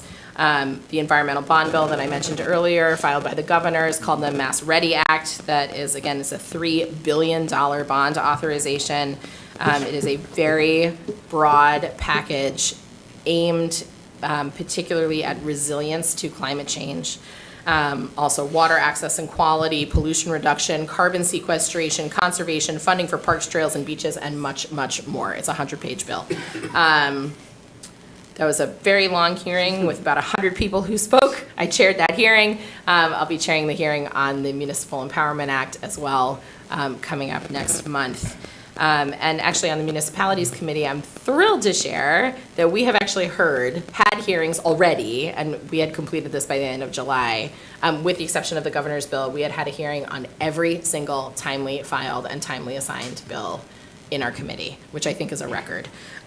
So that is also great. Things moving along tickety-poo, as they say. Tickety-poo. Tickety-poo. That came up in a deposition I took very early in my legal career, and I said, is that the technical term? And it turns out it was. So again, serving as the chair of those 2 committees. I also serve as the vice chair of the Senate Committee on the Census. We are actively holding hearings on that work now. Because in fact, Nancy, I got to talk to you about that afterward. But the work to implement the decennial census basically starts the second you finish the previous one. But as we're now 5 years into the decade, that work starts in more earnest literally right now. So we are already beginning that work and partnership and oversight. I serve on 5 additional substantive committees, including the Joint Committee on Revenue and State Administration, Regulatory Oversight, and also the Joint Committee on Tourism, Arts, and Culture, which is a wonderful committee to serve on. In addition to all of that, I am also an appointed member of the State Hate Crimes Task Force. The Senate President recently appointed me as the Senate Co-Chair of the Permanent Commission on Recruitment, Hiring, and Retention of Municipal Police Officers and Firefighters. I am an at-large board member of the Massachusetts Caucus of Women Legislators, and I serve on the Leadership Council of the National Association of Jewish Legislators. So it is very busy, and a real honor and privilege to serve. And with that, I am done. Thank you, Mr. Chair.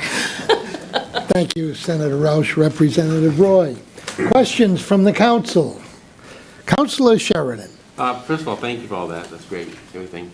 And I guess this is for the people at home, just important to note, so the fair share amendment has been a big help. It's been a tremendous help. Despite all the negative stuff that's said. Yeah, we had anticipated $1 billion in revenue, and we have received 2 and 3 times that amount. So we have not seen the great exodus that everybody predicted, and it's actually producing great revenues that allows us to increase spending on education and increase spending on transportation, and Franklin benefited by an additional $850,000 this year alone. And that's in addition to the $75,000 for the van that came in through the fair share dollars, and the $100,000 for the outdoor experiential learning spaces also came in from fair share dollars. So it has been a massive, massive success. And before I forget, it was the first day of school for me today, so thank you for the cell phone bill. Yeah. And I guess the other question I had, back to kind of said something. Are you looking at a cell phone as you speak to us? Notebook. Notebook. Paper and pen. You have paper? Yeah. Wow. So, where did you get that? So I guess the other question, kind of, since I've been listening to you, both of you, you've done so much about transportation and the environment. I was wondering if the stuff happening in Washington is pushing stuff back, like I heard about California. Is it similar stuff, or? Well, being a great proponent of offshore wind, I can tell you emphatically that it's put a real stop on that. I mean, he stopped the Revolution Wind project in Rhode Island. There are some threats and talks about stopping Vineyard Wind. I think the difference with Vineyard Wind and Revolution Wind is that Vineyard Wind is actually producing power. So I think it's difficult, even though the project is not finished. It is sending energy to the grid, and for a president to step in and say we're not going to allow energy to be produced would be beyond bold. And I assume, like, things with transportation, like the public transportation, there's less funding that would be there if it was a different administration, probably. You got it. Yeah. Okay. Thank you. Thank you, Councilor Sheridan. Councilor Cormier Ledger. Thank you, Mr. Chairman. I first just want to say thank goodness that law is getting looked at about putting a poker through my tongue for blasphemy, because that would be really, really bad. But all kidding aside, thank you both for being here. Thank you for your constant advocacy on so many issues and for helping Franklin. I was really surprised to learn tonight, Senator Roush, at your event that we're the only community of the 11 that you serve that do this legislative update annually. I think that speaks volumes about Franklin, but also you got to go back and tell those other 10 towns to get with the program, because this is important. They have other ways of getting their updates, but you are the town that consistently does this for them, and I appreciate you bringing us into the space and into your space, and having our shared dialogue every year. I think it makes a big difference. So Medway does ours over the course of 3 or 4 hours on a Saturday morning. So I thank you for your courtesy in doing this here. Yeah, we don't. We got to get it at 4. At least 2 of us. Yeah. No, I very much appreciate all of the updates on the funding and all of the sort of outside Franklin work that you both do for the benefit of everyone. The 2 big issues on my mind that seem to be on the community's mind that you both have a direct impact on. Obviously, Prop 2.5. We've had 2 failed overrides in Franklin now. We just continue to struggle to be able to make ends meet, to be limited with the Prop 2.5 restraints, even when inflation is so much higher in many regards. So, and I know that that's a complicated topic. I know that there isn't necessarily a huge interest at the state level to take that on, but anything that can be done to help a municipality like Franklin be able to help its budget and help its people navigate these incredibly difficult and challenging financial times would be certainly Let me appreciated. start with your premise that the state has great control over that. In fact, it's the local communities who have been given the control over Prop 2.5, and that is what the override votes are all about. If a community, in its collective wisdom, decides that it wants to go beyond 2.5%, it can put that question to the community in the form of a vote. So the actual control over Proposition 2.5 rests in the hands of the citizens of the community. It's just obviously a very contentious issue. Absolutely. And one that we continue to struggle with as a community as expenses climb and revenues have either declined or have remained fairly steady. Let me also- I don't see it's going to get any better anytime soon. It's only going to get worse. Let me also chime in here, because the underlying problem, whether it's Prop 2.5 or whatever it is, the underlying problem is that you're looking for methods and ways that fit the community's needs and fit the community's constraints and still provide the community with more financial resources, right? That's the crux of the problem. Okay. All right. So I heard you. right? I heard you, I heard the same thing from other people, and so I, put my thinking cap and researcher hat on and actually wrote and filed a bill that in fact has already been reported favorably out of committee that would effectively alleviate the legislative home rule review process for a variety of local matters that don't have significant statewide impact. So if Franklin had some way that you wanted to raise revenue that was unique to Franklin, and you wanted to do that, should my bill become law, which is S 1471, that's why I looked at my phone so I could look up the bill number, Franklin would be empowered to do that, along with every other municipality in the state, right? So that's, like, Prop 2.5 came in because of a vote of every single person, every single voter in the Commonwealth the year that it came in, right? That is, right, there's a ballot initiative. That is pretty hard to change, absent another ballot initiative, right? It's the will of the people. And the people spoke. It was, I don't know how many years ago it was, but it was 1981. 81. You all know what year it was, great. Some of us were born then. I was alive. I was alive. There are some other, I see Councilor Frangillo raising his eyebrows. I was alive in the 80s, born 70s child. But the point is that you need to have other methods, right? Other opportunities that aren't going to get caught up in red tape on Beacon Hill. And that's exactly what my bill would do. So I encourage you all to take a look at it. And if you have feedback, please let us know. So I'm trying to move it. And if it's something that you want to support, let us know that too. Because we would love to be able to partner with you on those things. I appreciate all of that very, very much, and thank you. The second issue, no surprise, that is literally tearing this community apart and is the most divisive issue that I've seen is housing. And the terms that are used, affordable housing versus low-income housing, everything gets interchanged, everybody gets confused. There's a state formula, as I understand it, that dictates median incomes, we get lumped in with Boston, and it, quite honestly, it's just not a fair formula, because I don't think it truly reflects many of the people and their incomes here. So I often hear, I know many counselors hear that, okay, the affordable housing, gets changed, we get 25% of a complex, that takes a rent down from market rate of $3,000 to $2,400. Well, guess what?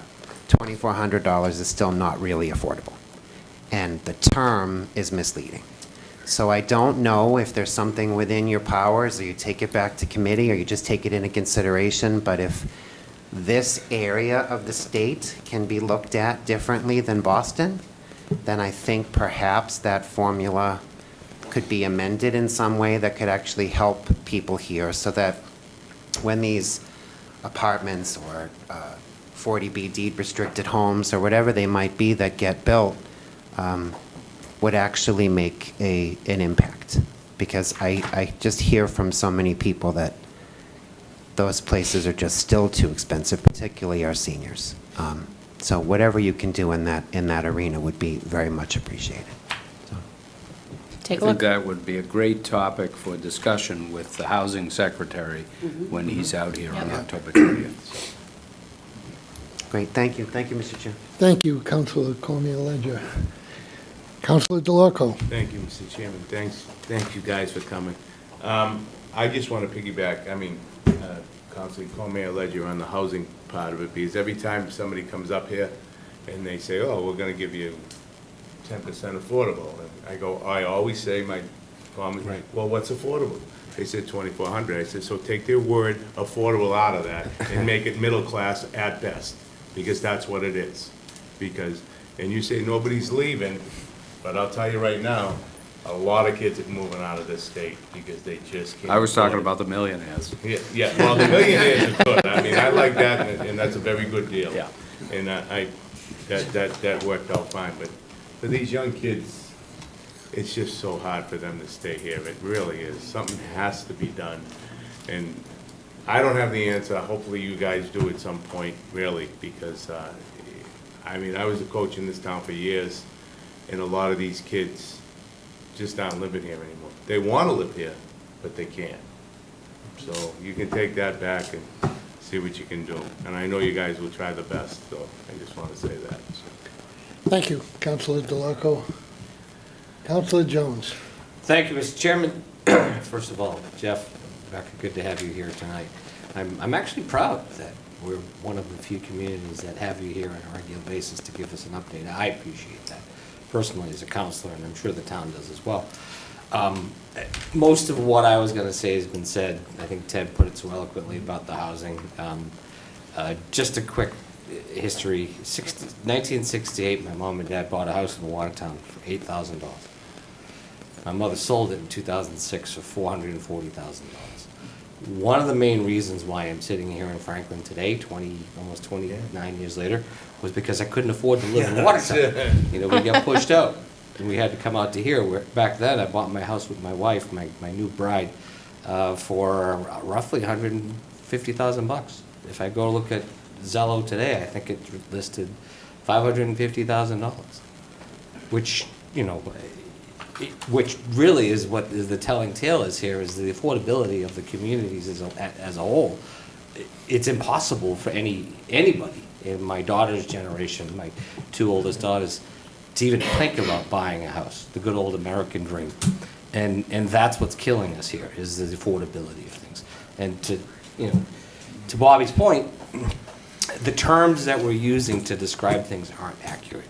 And we need to kind of just look back and review those terms and maybe come up with something that's a little bit more logical.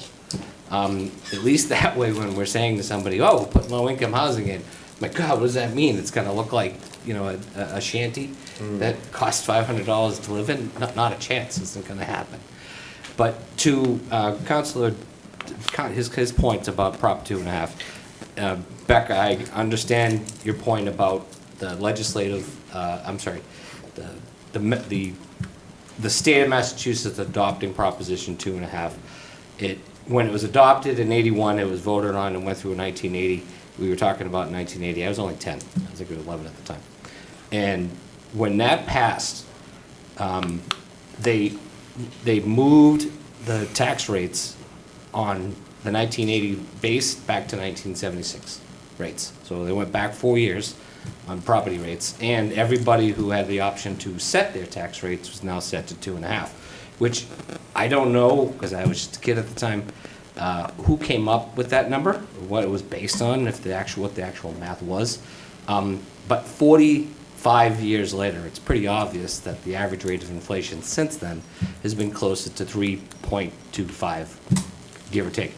And the problem with that is every single city and community in the state of Massachusetts has been basically taking a loss.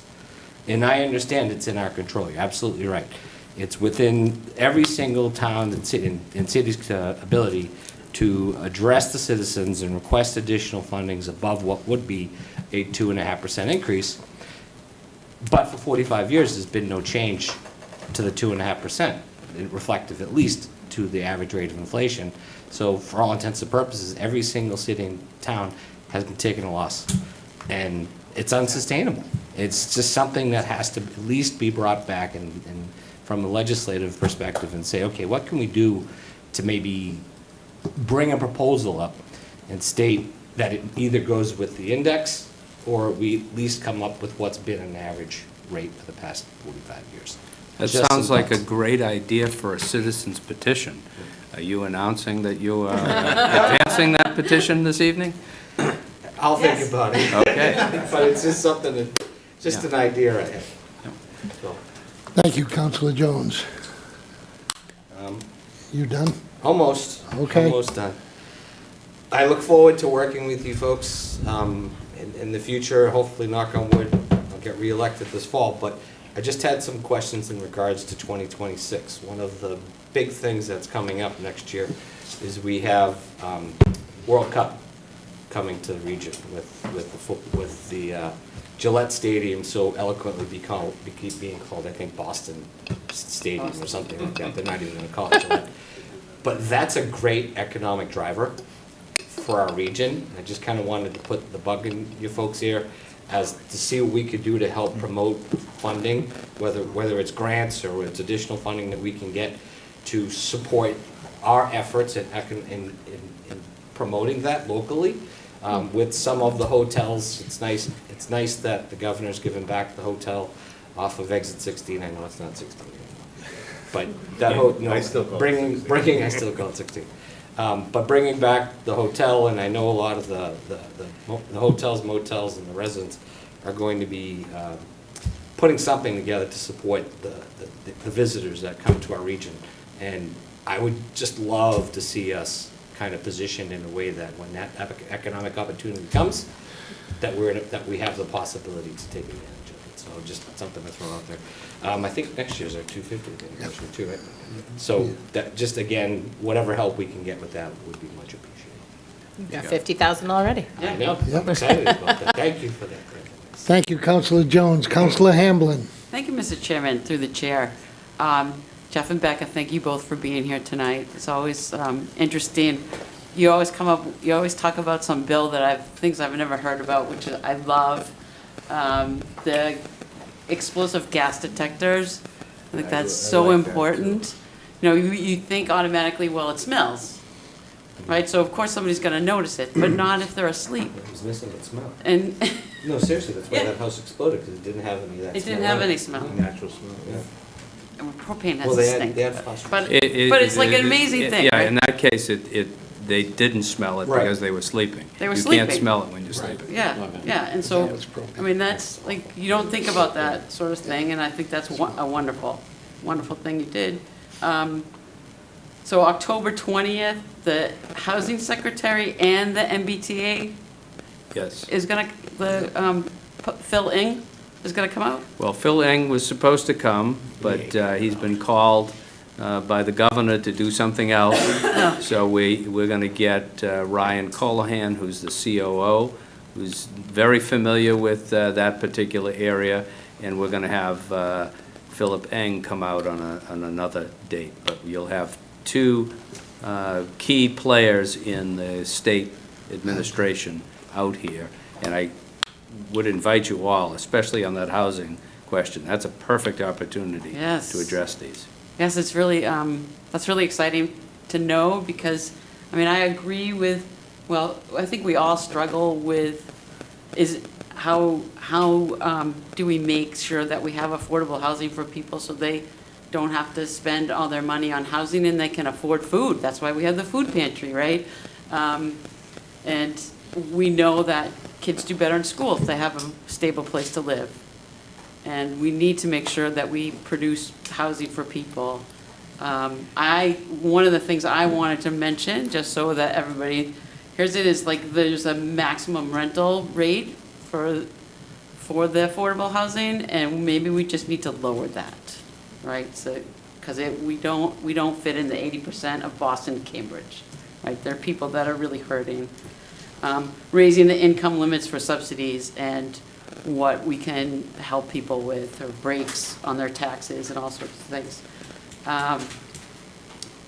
I also am a proponent of the Municipal Empowerment Act, so I hope if you need anybody, I mean, this legislative board has already sent you support for that. If you need more support, I'm sure I could write something, or we could go and testify. I'm also on the Mass Municipal Association Energy and Environment Policy Committee, and I know that we had our non-flush label wipe that was Non-flushable wipes. But the hearing. So I hope that is moving forward. That has advanced as well. Because that has actually cost Franklin a lot of money, because people flush these wipes and they ruin the pumps. Yep. The sewer pumps. That So- provision is both both part of the Plastics Reduction Act and also a standalone bill. Both of those pieces have already advanced favorably out of committee. Excellent, thank you for that. I was Yep. going to ask you about your Single Plastic Act, but you've already mentioned that. And your S1471. If we need to write some kind of support for you, let me know. Great. Also, one of the things that's happened recently in this council, is the ABCC alcohol legislation, the licensing. And we've had big discussions about things that we actually can't say no to legally. So we have to like approve transactions of liquor licenses that we can't really control, but it comes in front of us anyways. And I'm sure like everyone here, they're all nodding their heads because it's been very, very difficult for us because we have to say yes, we want to say no, or we get sued. So maybe we could just try to think about work and change some of the ways that those things happen. Right, you guys? Yes, I agree. Here, Preaching to the choir. I found that has been one of the biggest issues we've had the past year, right? I walked out of the meeting. I know you did. I know you did. Yeah. Because That's it's very serious. frustrating, right? Because we really don't have a control, but we have to talk about it and do something. And so that's really difficult. But thank you both so much for all your hard work you do for us. I know you work really hard. I hear it from all the other people in the other local towns about what their senators do, and they wish they had you as their representatives and their senators. And we're just really lucky. So thank you. Thank you, Mr. Chairman. Thank you, Councilor Hamblin. Councilor Frangillo. Yeah, thanks. Just real quick, I think both of you know my gratitude for all the work that you've done over the years. I think we're very lucky to have the two of you representing us in the State House. And you've done a lot of great work, both in terms of state policy, but also in terms of getting local support. The rail trail moving forward, all the work that you do to support our nonprofits is particularly appreciated.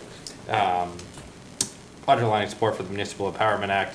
Did a quick look at 1471, a lot of good things in there that meets a whole bunch of our needs, including some liquor license and other,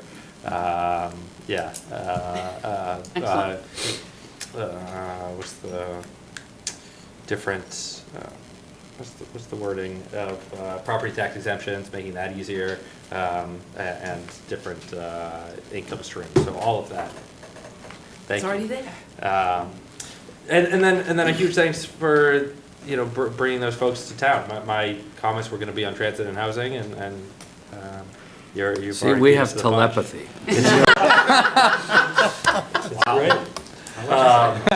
Yeah, it's all, I'll say it just cause, but certainly understand that it's already on your mind. I think that one of the biggest things that we can do, that the state can do to help transform what Franklin can be really in the long-term future is the regional rail improvements. Obviously a lot of double tracking has been down. We can extend it fully down. Any improvements to the consistency and maintenance of that rail, but eventually the electrification of that rail to really cut down travel times and onboarding times would be really helpful, because that would actually make it a regional rail as opposed to commuter rail, and allow us folks to come in and out of Boston and really transform what our downtown could be. So any support toward that is helpful. And then on the housing, certainly an underline for that 40B rule. That's the most obvious one. The fact that in most places the area median income is by county, but for a few of the counties in the Boston area, it's all in the Boston metro area. That's how they calculate the area median income, and so it just pulls us up, and so it pulls up what those maximum rents can be, and that really does affect the type of affordable housing that we offer locally. I would just ask maybe if you could talk to what discussions are on the regional housing crisis, how much of it is a priority at the state level. How did we get here, and what's being done? Certainly a massive effort last legislative session to start to address that.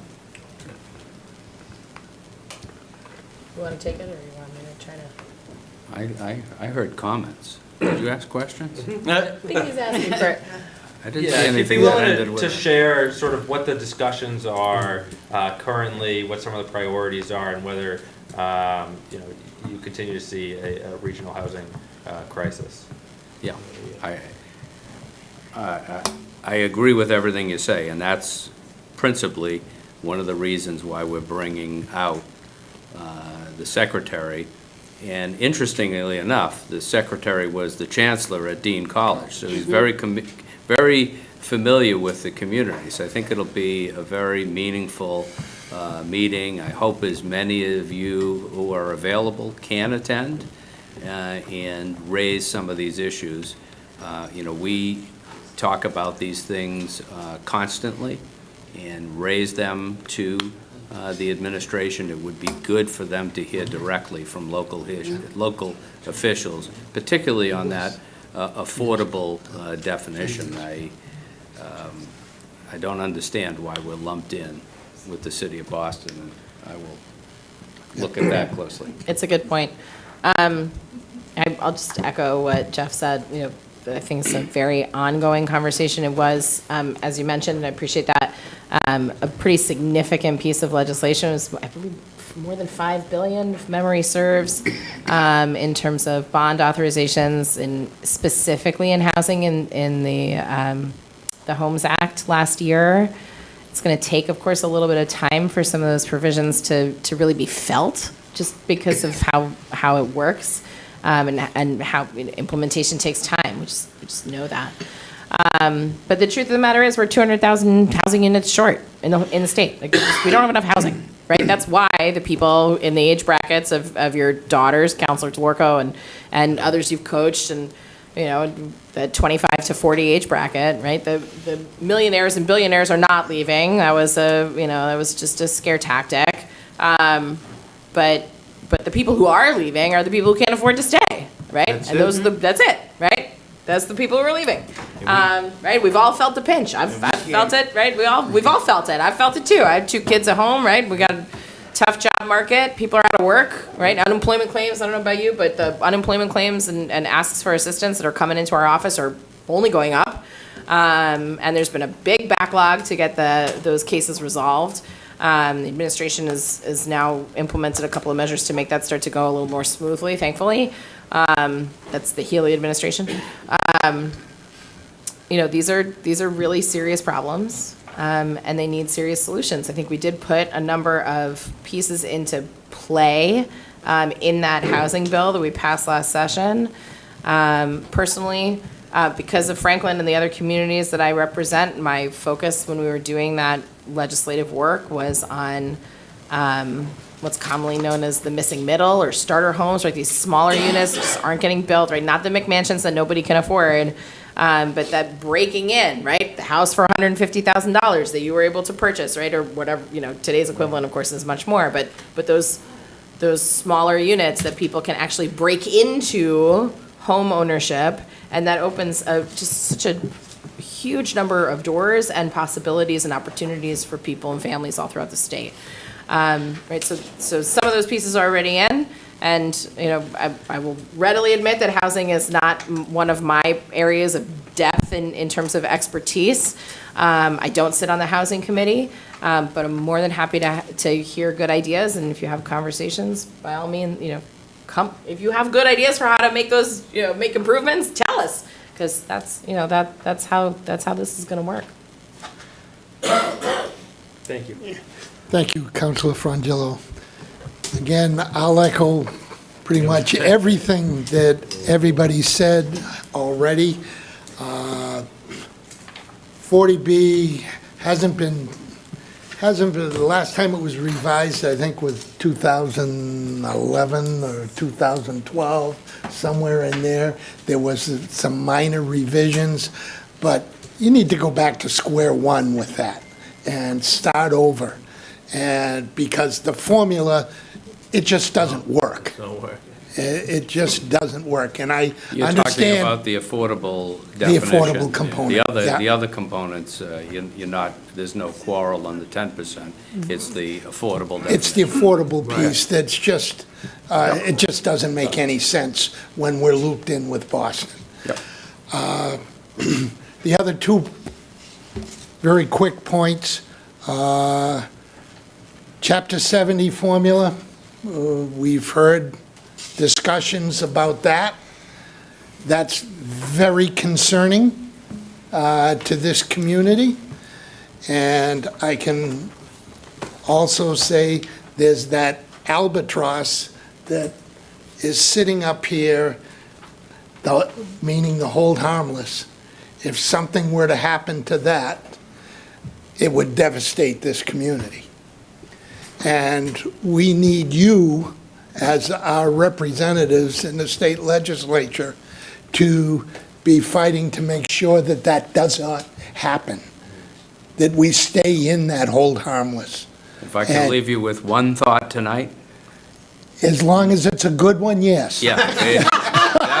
That hold harmless is there to stay, and we will fight vigorously to make sure that it stays, because it's the only fair way to treat that issue. Yeah, I also want to echo those comments and also just share with you, there are some other pieces of legislation that have been filed, including one of my own bills. Special education costs have been one of the major drivers. I see every single head across the entire town, just for those who are watching at home, right? Or watching the replay, every single head is nodding yes. Right, so I filed. I even got hit by a Millis school committee member at your snack event. I don't represent Millis. Millis has been very, very hard hit by the whopping increases in special education costs. And not just the increases, but also the methodology of how that money works. And so I actually wrote and filed legislation this session to create a special commission to get the wise and smart and knowledgeable people specifically about special education costs and funding into a room together to figure out how to fix that specific problem.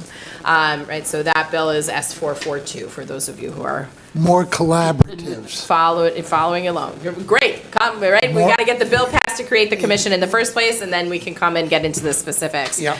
And there is another bill that I've co-sponsored, Senate 400, filed by Senator Lewis, who is the Senate Chair of the Education Committee, about adequate and equitable funding that basically just would take another hard look at Chapter 70 across the board. Right, so there's the special education component that I filed, and then there's sort of the whopper, wholesale Chapter 70 bill that Senator Lewis filed, right? And these, so we're with you that this is an issue that needs to be looked at again, even with the tremendous progress that we made with the Student Opportunity Act, and that was really solid progress. That was one of my first votes actually in the Senate. And that funding does continue to be implemented. We vote for that every single year. It is on track and on time, which is great.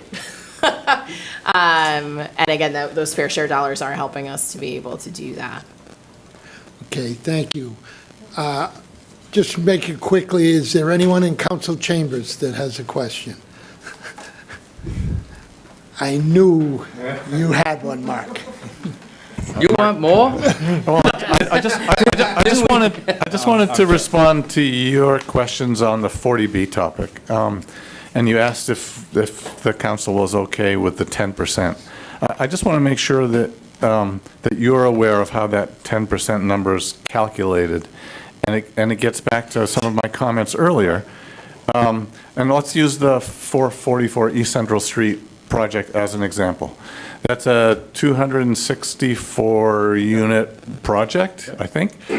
Quarter of those units are affordable. So you would think that only 61 or 62 of those get counted towards the SHI index. It's not true. All 264, even the 75% market rate units, get counted in that 10% number. And I just think it doesn't make any sense. So I would answer differently. I would say, yes, we should also look at that 10% number and come up with a number or an index that is more representative of the actual affordable units in a municipality, not that lump it all together and count them all, even though they're not, So you're not. Most of the council would argue none of them are affordable, but we certainly, the 75% that are market rate are not It's affordable. not a quarrel with the 10%, it's a quarrel with the calculation to get the 10%. I think the calculation has Okay. to be looked at, and then maybe you look at the number as well as a result of that. Gotcha. Jamie, anything?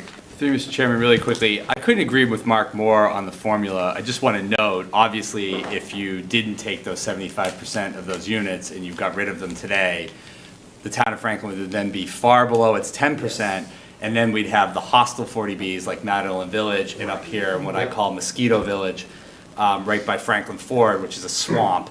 You know, you take your life in your hand walking back there, but that's going to be housing units too. So I don't envy the position you're in, because Chapter 40B hasn't been updated since 1969. As the two of you know well, it's one of the greatest laws ever passed in Massachusetts history, and it's one of the worst laws passed in Massachusetts history. It's just really toxic. And I think what everybody's referencing here is generally the area-wide median income, right? AMI, 80% AMI.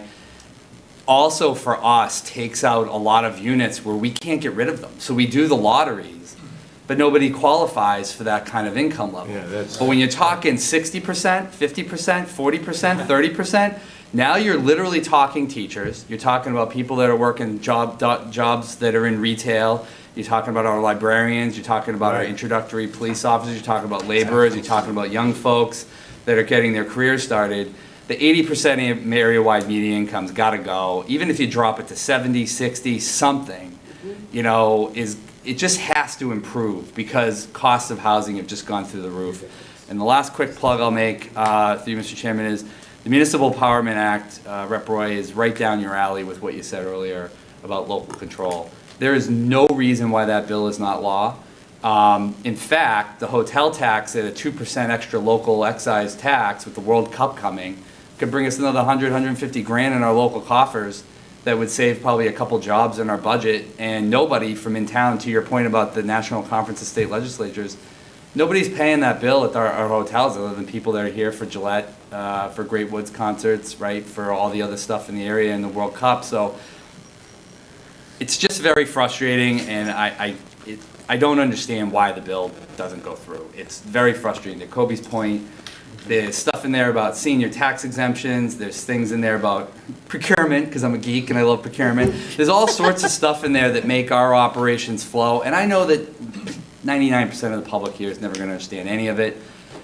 But in terms of the piece that you said earlier, which I agree with, you're giving, Prop 2.5 gives that control to the local town. The Municipal Empowerment Act does the same thing, and there's real stuff in there that could really help this town very quickly. It's now been filed for 2 years, and it feels like it's just kind of swimming around up there somewhere. All 9 of these folks signed a letter supporting that entire bill, and I just think that that's something that really got to get done quick, because with the World Cup coming, there really is a huge opportunity here in the next year or two in our financial stature to really make a difference. You know, the meals tax increase I know might be not as popular with some, and I get that the excise tax one is not very popular among a lot of people too, but those are all, to your point, Rep. Roy, earlier, it's all local control. It's up to these folks. If they want to do one or the other or some of the other, that's up to them. So I'll end on that, Mr. Chairman. Thank you. Thank you, Jamie. Can I just chime in Sure. for 1 second? Thank you, Mr. Chair. So first of all, the hearing on the Municipal Empowerment Act is Tuesday, October 28th at 1 p.m. It is a hybrid hearing, as are all of the hearings that the legislature conducts. So you can testify remotely. You will need to sign up to it in advance to testify remotely. You can show up, and I encourage everyone and ask you to please testify orally. Appreciate your letter. You know, we're here. So I'm going to ask you to continue to partner with us, testify orally in favor of that bill about why that bill is important to this community. That testimony is powerful to hear. And also, I know several of you, including your town administrator, are in positions of leadership or otherwise active with the MMA. Tell your colleagues in other municipalities all around the state. That is how, right? And I also want to add that the Municipal Empowerment Act that's filed by Governor Healy and Lieutenant Governor Driscoll has these specific pieces, right? Meals tax, liquor licenses, et cetera, right? The bill I filed would just say, we don't have to go into this one and that one and pass a different piece of legislation for this particular authorization or that particular authorization. Just wipe out the legislative review of those home rule petitions basically across the board, unless the local action has some kind of significant statewide impact, in which case there would still be legislative review, right? So there's sort of two different ways. There's multiple ways to skin a cat here, right? And who knows which is the thing that's going to move. I will say that that bill was filed late last session, and there was a lot of consideration at the start of this term as to where the various components of that bill were going to go, which committees were the committees of appropriate jurisdiction. The bulk of that bill did come to the Municipalities Committee, which I chair. That bill was filed in the House, but because it's a gubernatorially filed bill, we still vote on that bill jointly, House and Senate together. Okay. The other thing I wanted to say is I was alive the last time Prop 2.5 was revised, but I was not alive the last time 40B was looked at. Me neither. Max, name and address, please. Max Marangello, 127 Central Park Terrace. I want to highlight Central Park Terrace is actually public housing. I have a disability. I haven't been able to work, but I'm privileged and fortunate to be able to have a roof over my head to support and be able to support myself through disability. But a lot of the conversation in town is focused on friendly 40B and that not being affordable, whether it's affordable or not. But truly, we need funding for public housing.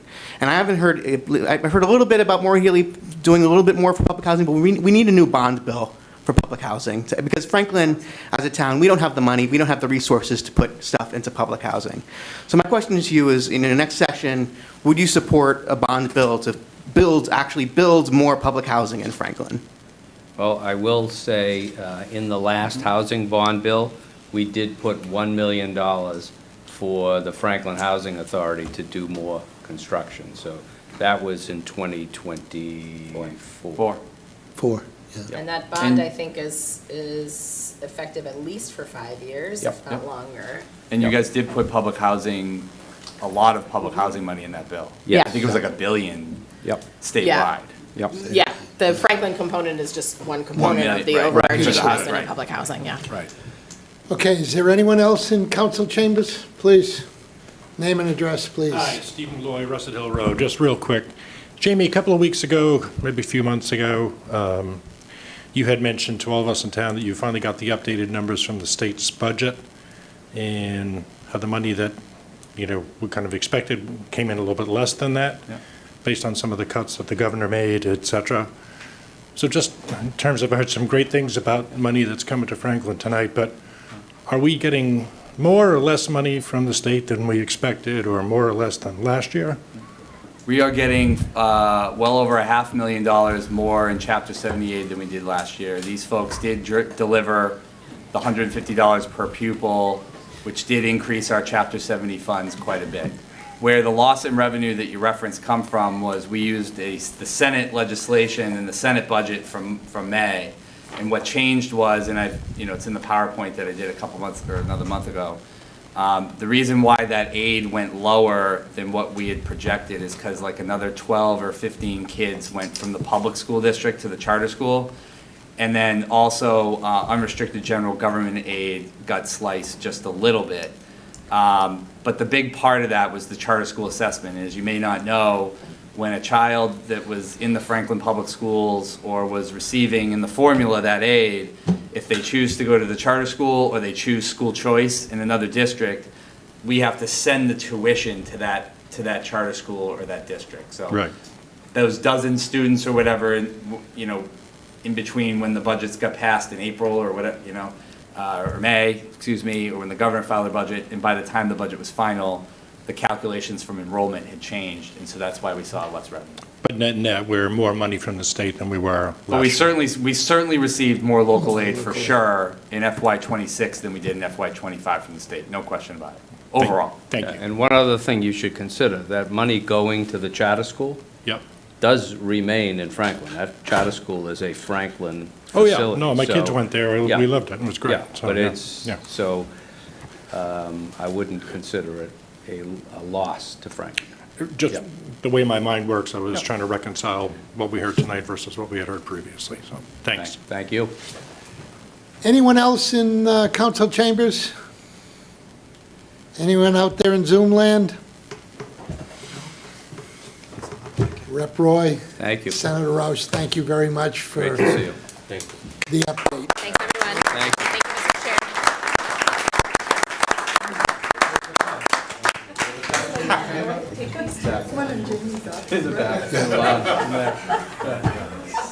Chairman. Next on the docket, we'll bring up Sheriff Patrick McDermott from the Norfolk County Sheriff's Department. And after sitting through that, Patrick, they've gotta give you that allotment you're looking I for. would never, I'm very honored to follow the representative and senator. I have a pending piece of legislation called a supplemental appropriation. I'm sure it's coming. We're listening to everything you You're have. aware. So I just want to be kind and generous to the rep and the senator and appreciate all their support over the fiscal years on Well done. supporting our Massachusetts sheriffs. I'm also serving as president of the Massachusetts Sheriffs this term, so it's been quite busy. And it's been honored to come back before you as the sheriff of Norfolk County. It's my fifth year as sheriff. I served the last 2 years of the prior sheriff's term. Coming out of COVID, it was quite a bit of activity trying to get through that pandemic issue, especially with the housing situation at the jail. But we did that successfully, and it's great to get back on track now in the middle of my first full term as a Norfolk County Sheriff. But it's really an honor to be before the town council, and appreciate the opportunity to speak with you.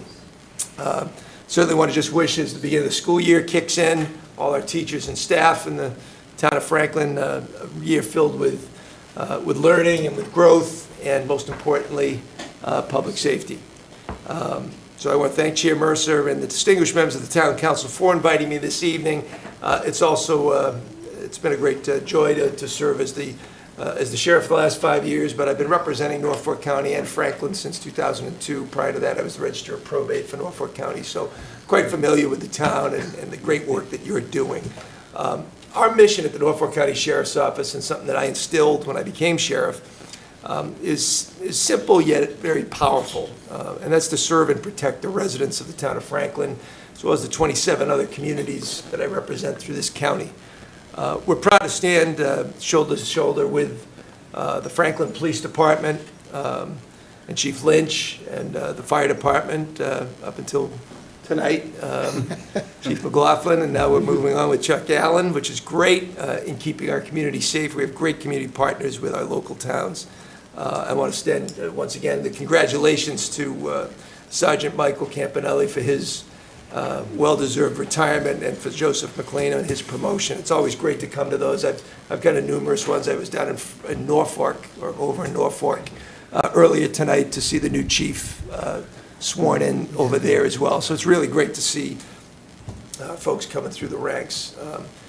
At the heart of our work in the Sheriff's Office is, in fact, public safety. I campaigned on being the Chief Public Safety Officer for Norfolk County, more than just running a place that is built upon fences, cells, and uniforms. It means reimagining what we do in a correctional facility, as well as the law enforcement community at large, and what we can accomplish together. We currently deploy, and most people don't know this, but we currently deploy 100 sworn deputy sheriffs throughout Norfolk County that work in your community each and every day on community details, Metrolec call-outs. We rescued a dementia patient in Holbrook last night, 2:00 a.m.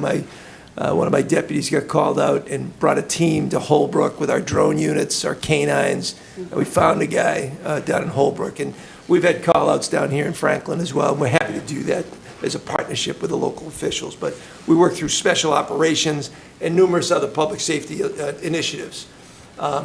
Most importantly, and what we do and statutorily is, we run our correctional facility in Dedham, which houses 350 men, and we don't have any women incarcerated in the Norfolk County House of Correction. We have only a limited amount of women that are actually incarcerated from Norfolk County. I guess the women don't commit crimes, which is pretty good, I guess. We only have 12 women that are currently being housed, and we have a partnership with the Suffolk County House of Correction to house our female population. But from the moment that those men arrive, we embrace basically 4 guiding pillars in the Norfolk County Sheriff's Office, and that's prevention, intervention, education, and hope. We recognize that nearly every individual in custody will in fact come back and live in the communities that they come from. Currently, we have 5 men from the town of Franklin who are currently incarcerated and will be coming back to live amongst you when they finish their sentence. And that's why we say, we've adopted the phrase that reentry begins on day 1. Within 72 hours of arriving at our facility, every person meets with our reentry team, where we begin building a personalized transition plan. And that's a roadmap that combines staff input, medical and mental health assessments, and individual own goals.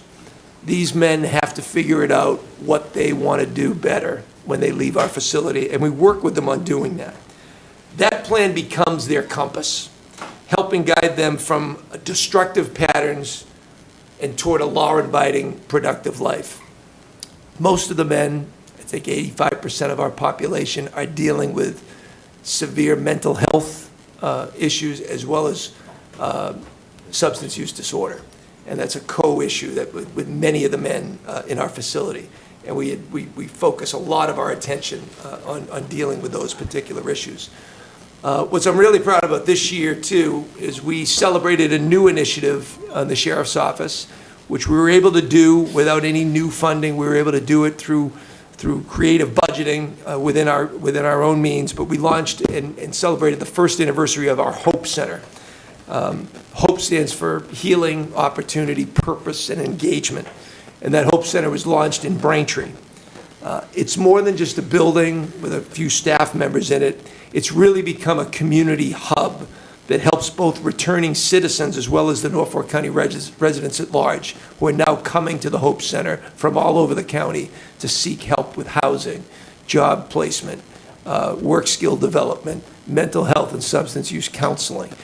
We're looking to expand that in future years to other parts of the county because of the enormous success we've had in just the first year of being open. We're largely dealing right now as a pilot program with Quincy District Court. It is the largest court in terms of busyness that we have in the county. And judges, probation officers are already sending some of the justice-involved individuals from that courthouse to us rather than advance them into the criminal justice system with the district attorney as well as incarceration. So that alternative to incarceration is extremely important. I've often joked that I'm trying to put myself out of business. I said that for years as the Register of Probate. If I could cut down on family squabbles, I'd be out of business. I'm trying to do the same thing as sheriff. If we can cut down on the level of incarceration, which Massachusetts is leading the country in terms of the level of incarceration, we are the lowest, and we're leading the way in terms of progressive values on how we can cut down incarceration while keeping communities safe. And so, whether it's overcoming those substance use issues, finding stable housing, as I talked about, connecting to job training, the Hope Center is a lifeline for these men and women that come to see us. It represents our belief that public safety isn't just about keeping people behind walls. It's about building bridges back into society for these men and women. I want to highlight the fact that just to be, proud of what we're doing and what, as taxpayers, as we all represent in this town and throughout the county and the Commonwealth. In 2024, the Norfolk County Sheriff's Office was nationally recognized, as we were in 2021, although I was just a sheriff for 6 months, so I really couldn't take credit for the 21 recognition, but I did anyways. But 21 and 24, we both received in both of those years perfect accreditation from the American Corrections Association. That doesn't come easy to get perfect scores from this nationally accredited Corrections Association. It's a rigorous standard of excellence in the field of corrections that we're really proud of, and I'm proud of the staff for stepping up. And I've often said, if any one of you or members of the communities we often welcome into our facility come in, we're ready for accreditation every day. It's not just when the auditors come walking through. Our facility is ready, willing and able to welcome people, to show and demonstrate how we're building public safety initiatives throughout the county. And that's done with a commitment with professionalism, accountability, and transparency in everything that we do. But our mission doesn't stop behind the walls and the edge of the correction center. We are out in the community. I've seen many of you at different community events over the years. Certainly for our seniors, we're vested heavily in our Council on Aging, running programs that help protect seniors from scams. If there isn't a scam article or a news report pretty much every day these days, it's a slow news day, because tragically the scams are just getting that much more sophisticated. With the advancement of artificial intelligence, God help us all, because voice recognition is coming into almost perfection right now, that somebody can call you up with my voice and say, "This is the sheriff of Norfolk County. I'm calling you because we have your grandson is in our custody. And in order for you to release, for us to release him, we need an immediate payment of bail money." The bail commissioner's been here to set. I'm going to have you speak to your grandson right now. We just happen to download some of his stuff off of his Instagram account, so we already have his voice. And we pair it up and say, "Hey, Grandpa or Pop or whatever, if you could help us out." They said, "I can get out of here if $3,000 gets coming over." The scams are right there, and they do it from the sheriff's office. That's a real-life scenario, by the way. That happens. And it happens with IRS and everything else. So we educate our seniors consistently on trying to make sure we're ahead of the game. And it's not easy to catch the scammers. I work directly with the FBI on these things. We report them. To catch them is almost impossible, and that's at the highest level of government. We're having some success, but I think prevention is the number one way to prevent it. Just do not report it. Don't engage. For our youth, which is something we're really proud of, our youth leadership academies. I said early on, we were very proud of our Braintree, to over 20 years of running a Braintree ropes course and leadership camp. But as I campaigned down here in Franklin and Foxborough and Rentham, Bellingham, Medway, Millis, I always said, we got to bring some of these services back down county. It's not fair to have Quincy, Braintree, and Weymouth always getting some of the pieces of the pie. So we were happy to launch our second camp, and we're building it up in Medway, and it's been fantastic. A lot of residents are coming in, some folks from Franklin. We just need to build it up, and we want to get the word out a little bit more about that youth leadership camp. But over 1,000 kids came through this year in both camps, and really, we're bringing activity-based lesson plans from that camp now back out into the community. I hired a director of youth services who is a teacher. She has put together a curriculum that I would put up against any public safety curriculum nationally. And Nora has put together a program that it meets all Massachusetts and national education standards. And it's great to have a teacher who actually is now part of my staff that is going out to educate kids on public safety things. And so we have a curriculum that starts at kindergarten right through high school on a number of topics. And we're looking forward to partnering up with the Franklin School Department to bring those initiatives to your classrooms. For our veterans, and our veterans are near and dear to me as a son of a World War II veteran, our very successful House to House for Heroes program, something that connects those who served our country with the benefits and resources that they've earned. The legislature and the governor passed the HEROES Act last year, which afforded numerous more benefits for our veterans. And the tragedy behind all of that is the work that's done legislatively and through budgeting and getting the money in place, getting these programs in place are fantastic. But getting the word out to a veteran is very difficult. A press release doesn't do it. A poster at the local town hall doesn't do it. Even going out and maybe hanging out at the local American Legion doesn't do it. So we based the House to House for Heroes program on a political campaign. The best way to get a vote is to stand in front of somebody at their front door and say, "Can you vote for me?" Well, we go House to House for Heroes. We get a partnership with a local town. We get a list of all the veterans in your community. We have a pamphlet of information that has all the current benefits that are afforded the veteran. And we go door to door with volunteers, youth groups, church groups, Rotary clubs, Lions clubs, and go to the house of the veteran. And The veteran is extremely thankful that we're there, but even more powerful are the stories that we get back from the volunteers. And this program is second to none in terms of veteran outreach, and I'm very proud of it, and I think it's something that's going to roll out. Some of my colleagues in the sheriff's offices are looking to do the same thing in their communities, but I'm very proud that Norfolk County is riding that. As Representative Roy mentioned, what we're bringing public safety here to the town of Franklin with our upcoming Public Safety Festival. Our last Public Safety Festival recently in August was in Sharon. Does that mean my time's up? Already? I'm almost done. But our Public Safety Festival in Sharon, enormous success. You know, we almost ran out of food, and luckily we didn't, because that's a danger. But really, it was great. We had it at the Crescent Ridge Creamery there, so the ice cream was an attraction too. But now we're bringing our activities here to the town of Franklin. We're very proud of that. We're honored to jump in with Representative Roy to have a family fun day and bring out, our public safety tools and our canine demonstration, our drone units. We have and we build out partnerships. None of this stuff can be done alone. For us in government, and we talk a lot about budgeting and taxes and revenue, there's no amount of revenue that can do all the things that we need to do that can come from the taxpayers. So when we bring these public safety festivals out, and what I'm doing in the sheriff's office is we're building community partnerships. We have probably the best nonprofit partnership coalition in the state, as far as I'm concerned. We have hundreds of community partners, and we celebrate them at Public Safety Days. So when there's, whether it's a sober house or a recovery group that's helping us out, whether it's a local health center that's doing some work, we celebrate those at Public Safety Day. But it's going to be a great community day for all. We encourage everybody to come out. All we have to do is pray to the weather gods, that Mother Nature doesn't rain on our picnic, so to speak, because it will be a day of celebration, plenty of food, and plenty of local vendors and partners sharing resources. We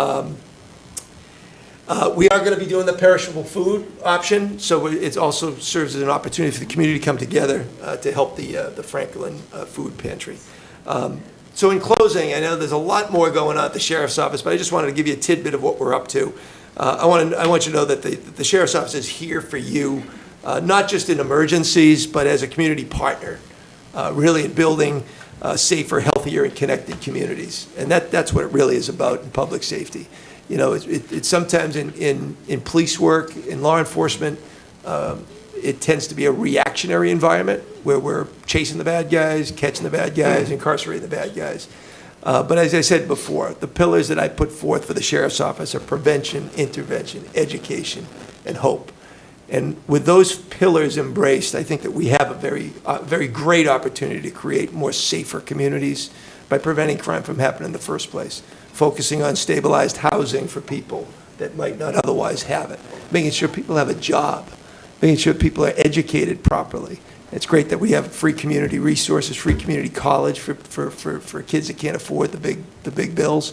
So we're making efforts, but we need those community partners. And I'm very honored to represent the town of Franklin, honored to call each and every one of you a colleague, and to our community, to our residents and those in attendance and online and those that might hear about it. I thank all the community members and the residents, because it's for them that we're all here doing this particular job.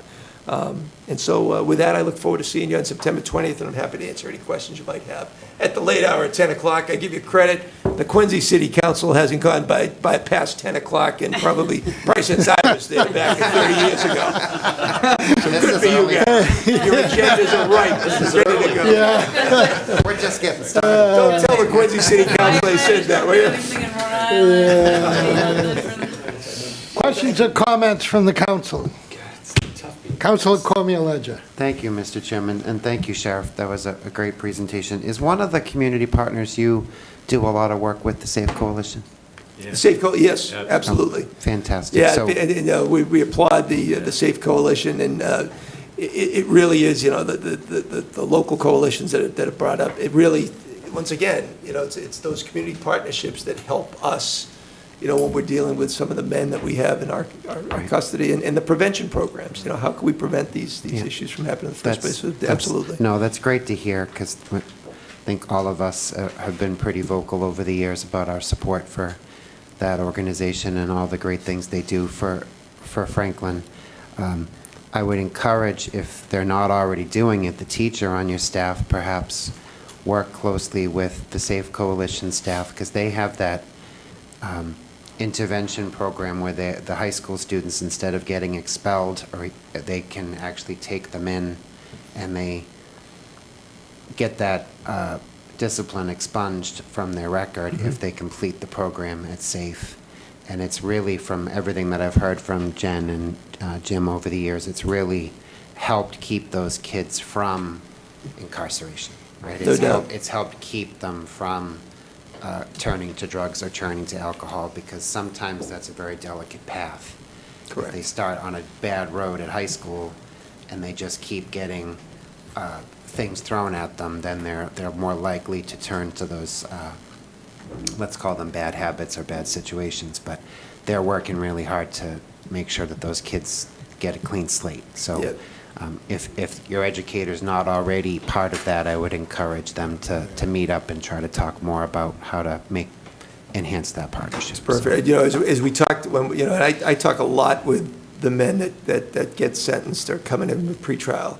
And when they finally do open up to you, you find out, and I said this to the kids in Dedham this afternoon, most of the men who are getting into bad behavior, a lot of the stuff started, because of broken families, drug addiction, pain, at a young age, bad decision-making.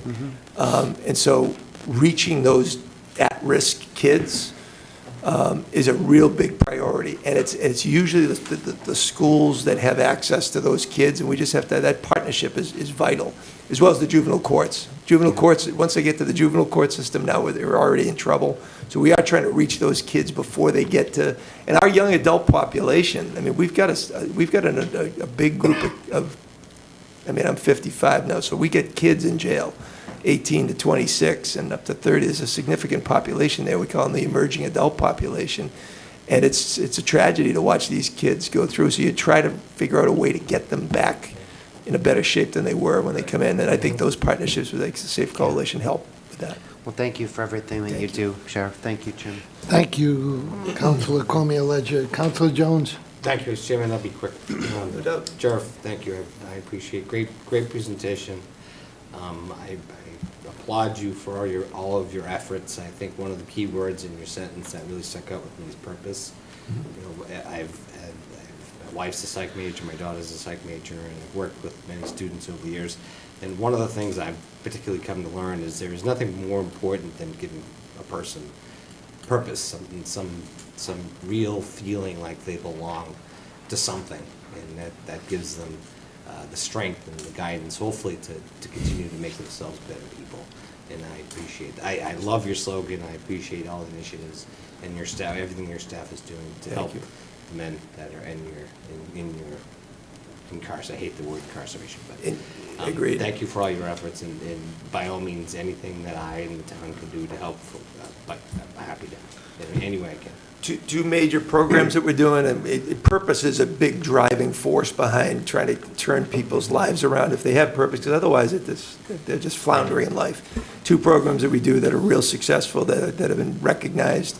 They're going to be recognized nationally, but our partnership with the Snap Chef Foundation, we've been able to work with the state. We had a state grant to work with the Snap Chef Foundation. This is a private foundation that comes in, and we've taught 18 men culinary arts skills, not just like quick how to cook a burger, and they create dishes, and Snap Chef then also turns the education piece into job opportunities. They do job placement. So these men have all got bitten with the bug of great culinary arts. They've found purpose in this beautiful thing about making a great meal, and they see a future outside of when post-incarceration where they can actually get a job. And the culinary field in general, the hospitality industry is starving, no pun intended, for people that understand, cooking and stuff. I mean, the restaurant industry needs people to do that. So we're finding that purpose for people. Second program is called the Nurturing Fathers Program. And I brought that in and elevated it because of my experience at the probate court. These men are trying to raise kids from behind bars, and it's not productive. And they realize it. They didn't realize it. They didn't realize the impact or the negative impact they were having. So they all accomplish a 12-week educational program. And I make sure I go to every graduation of that program. And when those men get up, these are hardened, tough guys. And when they get up and they break down because their children are now listening to their speech about why they went through this program and their purpose behind being a good dad and a good partner with the other parent in the co-parenting plan, that's something that they've found that purpose. And I always talk to them about the fact I went out to I think it was in Omaha, Nebraska, or someplace out in the Midwest, and for the National Sheriff's Association, our guest speaker was Jelly Roll. You know Jelly Roll? Yeah. He just came here to Gillette a couple of months ago, back in May. Jelly Roll was in and out of jail, incarcerated most of his life, his early life, until a corrections officer came by his door one day, knocked on the door, and says, "Hey, Jelly, just to let you know, you're a dad. You just had a baby girl." And it was that moment that he found purpose. He says, "Oh my God, what am I doing? I'm in a life of drugs and everything else." And so Jelly Roll himself, and we tried to get him to the Norfolk jail, but he's coming back again. We'll get him back. But it's one of those things that finding purpose is important. Thank you, Councilor Jones. Councilor Hamblin? Thank you, Mr. Chairman, through the chair. Thank you, Sheriff, for being here tonight and your team behind you. I listened to your compassion in your voice when you talk about your four pillars and your Hope Center, and that gives me hope for people as well. So thank you for all your work, your public outreach. I feel like your Hope Center should decrease the amount of repeat offenders that you see. Do you have a number, or is it just yes? Those are actually the Massachusetts sheriffs right now are actively we hired a data analyst, and we're actively looking at the recidivism is a weird concept because it's various definitions to it as to what constitutes a recidivistic event. Is it reincarceration? Is it rearrest? Is it reoffense? But we have to decide on what it is. So we're taking the definition of a not just a rearrest, but a new conviction. That's finally what we're going to. It doesn't necessarily result in a reincarceration, but we're at least starting to track that stuff. But generally, Massachusetts has a fairly low recidivism rate comparatively in the country. But we're still around 35 to 40%, which is still high in general. Yeah. So we got to cut that back down. And I think with a push towards de-incarceration, and one of the things that we're working right now, we have a bill with the legislature. Not sure where it's going to go necessarily because it's the first time it was introduced, but I've had the opportunity to work with our partners in the Department of Correction as well. Right now, sheriff's offices, we only house men who are incarcerated up to 2.5 years in the House of Correction. And then anything above that goes to the Department of Correction. Right. Okay. So they go to MCI Norfolk, formerly MCI Walpole, which has been closed, but Concord and Sousa Baranowski. So we've proposed at least a discussion about that sheriffs, because of the local nature of the sheriff's offices, to extend incarceration rates to give them to us, like up to 10 years, I said. Okay. And so it gives us the chance to work with people a little bit more on some of the programs about the local flavor, and we believe that's going to be part of cutting down the recidivism rate as well, is the chance to work with those men and women over the course of time in a little bit more localized basis. Because the problem with them, when they go, as they say, upstate, they come back to live in town of Franklin, they've been gone for 10 years and they have no local connections at all. And that drives a recidivism rate as well, because they're going back into a community that They don't- could possibly they be don't know unwelcoming, they don't know anybody, the town has changed. Wasn't that a farm years ago, now it's a strip mall, what's going on?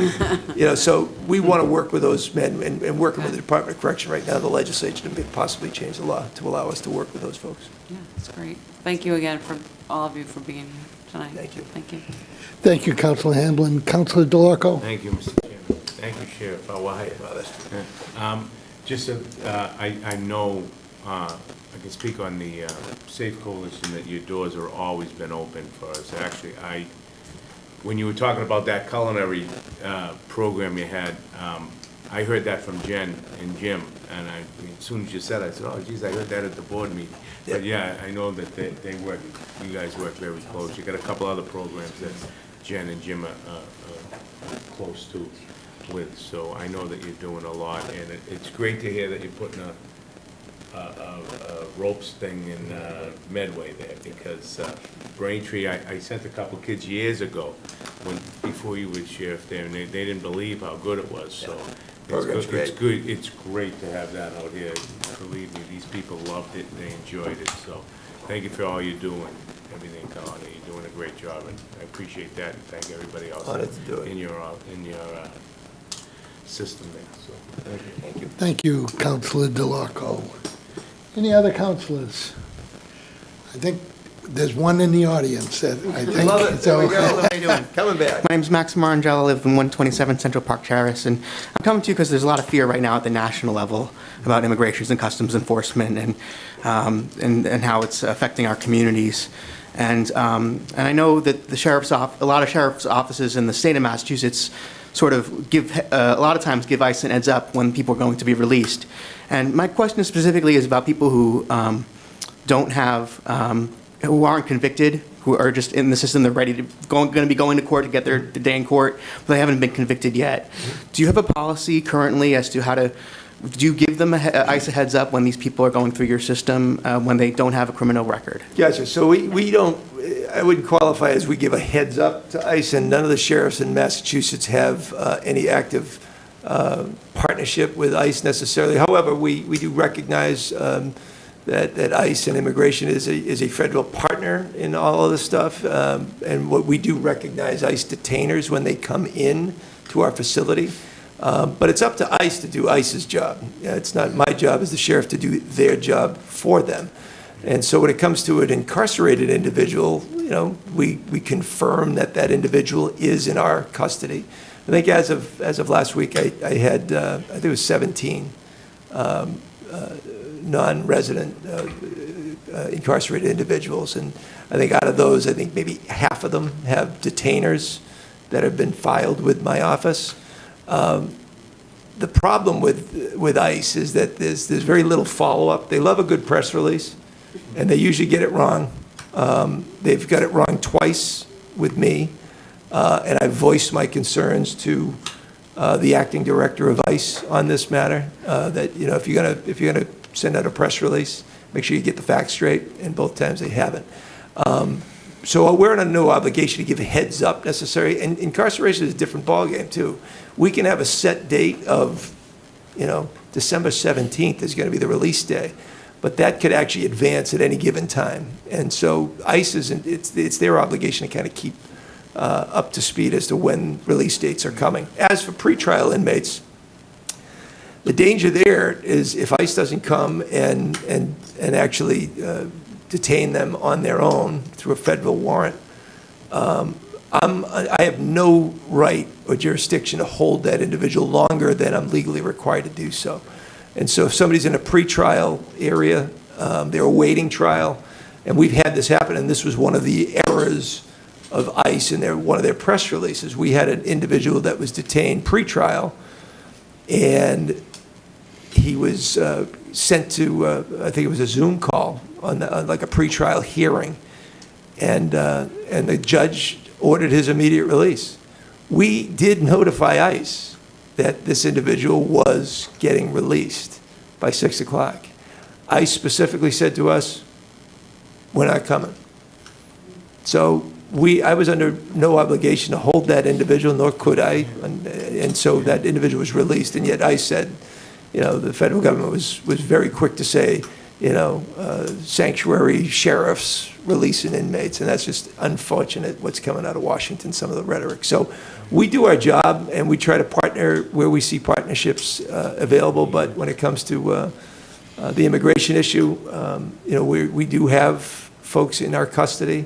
We're happy to partner with ICE, but we're not going to do ICE jobs for them, for sure. Please, name and address, please. Hello, my name is Rachel Plukas. It's 37 Anchorage Road.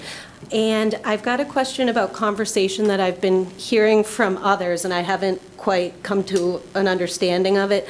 The age of criminal majority, I think, is the term, where, and it was recently raised, where juvenile courts or juvenile detention facilities for individuals up to age 18 in most states, but there's conversation and a lot of people active right now and pushing for that age to be 21 in Massachusetts. I'm interested in hearing from you what that would look like on your end, and if you think it would have the same impact that the recent one already has shown. Yeah, so I think the initiative is called the Raise the Age Initiative, actually, and I've met with the advocates for that. There's a lot of merit to it. I mean, right now, we have what's known as the emerging adult population, and that's when we have an incarcerated individual, they're usually 18 or above. Anybody lower than that is in the juvenile system. And so the Raise the Age would bring that level up to 22, I think some of the advocates are talking about. Which is an interesting conversation, because we talk about how an emerging adult brain develops, and sometimes the maturity level isn't quite developed until 25 or 26. And so that's an ongoing conversation that we're having with folks. The folks that are most petrified about the Raise the Age is the juvenile justice system, because there's really they don't have a mechanism currently by which to actually effectuate that in the event that we raise the age, and then all those folks would now go into the juvenile justice system. There's no mechanism to do that. So it's not as easy as, today is 18, tomorrow's 22. The legislature's going to have a heart attack and try to figure out, how do we shuffle money around to figure out where those people go. It's a legitimate and very good conversation to have. I'm at the table with that as not only the Norfolk County Sheriff, but as the president of the Sheriff's Association. Department of Corrections are there, juvenile courts are there, and it's just something that we're looking to hear from residents and elected officials alike for it, but it has a lot of merit. It has a lot of merit in terms of the adult population and who should actually be. It's tough when you look at, and I have 6 18-year-olds. I think that some of them have turned 19, but I have 6 of them. And when you see an 18-year-old in general population with 40-year-old, 50-year-old men, it just doesn't necessarily work. And we try to congregate a little bit, but we don't have a unit that's judged for just that population. Some jails, because the bigger populations do have it, but it has a lot of merit to the conversation, though. Cool, yeah. Thank you, that helped a lot. And also thank you for recognizing that you're not just Quincy. You got it. Exactly. Franklin's a big vote down here. Make sure I'm down. Your business. Anyone else in council chambers? Anyone on Zoom? Sheriff, thank you once again. Thanks so much. Thank you very much.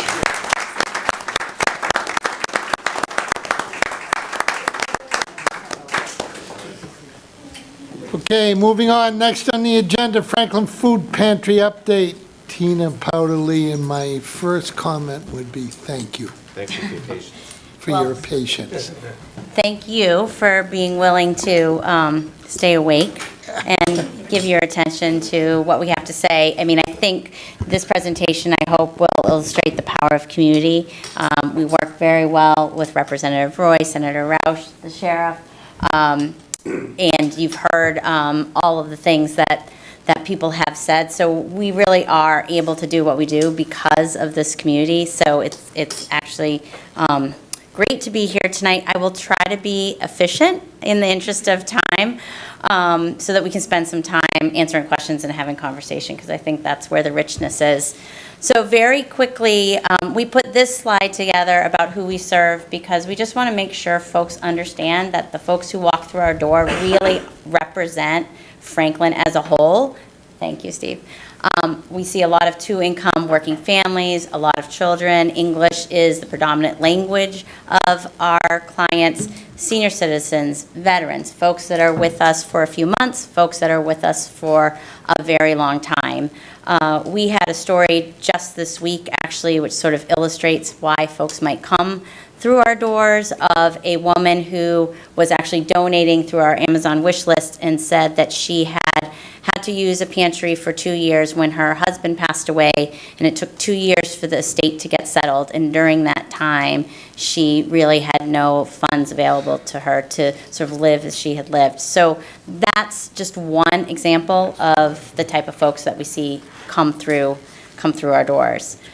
Sort of what sets us apart, for those who don't know, this is actually a picture of inside our food pantry. We have made a commitment to provide fresh dairy, produce, and proteins, which often means we have to purchase that. But what we know is that our clients use us as a regular grocery store, and so we want to represent a market that looks like a regular grocery store. You expect to be able to get milk at your local grocery store. We also provide personal care items and household goods, which are not able to be purchased if you have public assistance dollars. So think of the dignity of not being able to have soap, shampoo, conditioner, dishwashing soap. So we have those, toilet paper, paper towels. We provide those. We also have expanded sort of our culturally relevant food, special diet foods, gluten-free, so that we can make sure we're as inclusive as we possibly can be. How we deliver services is really our point of pride and something that we integrate into everything we do. And I would say choice and dignity are our two key words. We aren't a pre-packed bag pantry. Our clients have choice. They either shop, they can place online orders. There's a variety of mechanisms that allow folks to get the food that's most relevant and important and appropriate for their particular lifestyle. We have found, for instance, seniors who live alone love prepackaged meals that are small and easy to keep. They all don't have full refrigerators or full freezers, versus a family of four clearly needs different things. Dignity forward, this is really important to us. We want a child who walks through our doors to not know that their family might be in financial distress.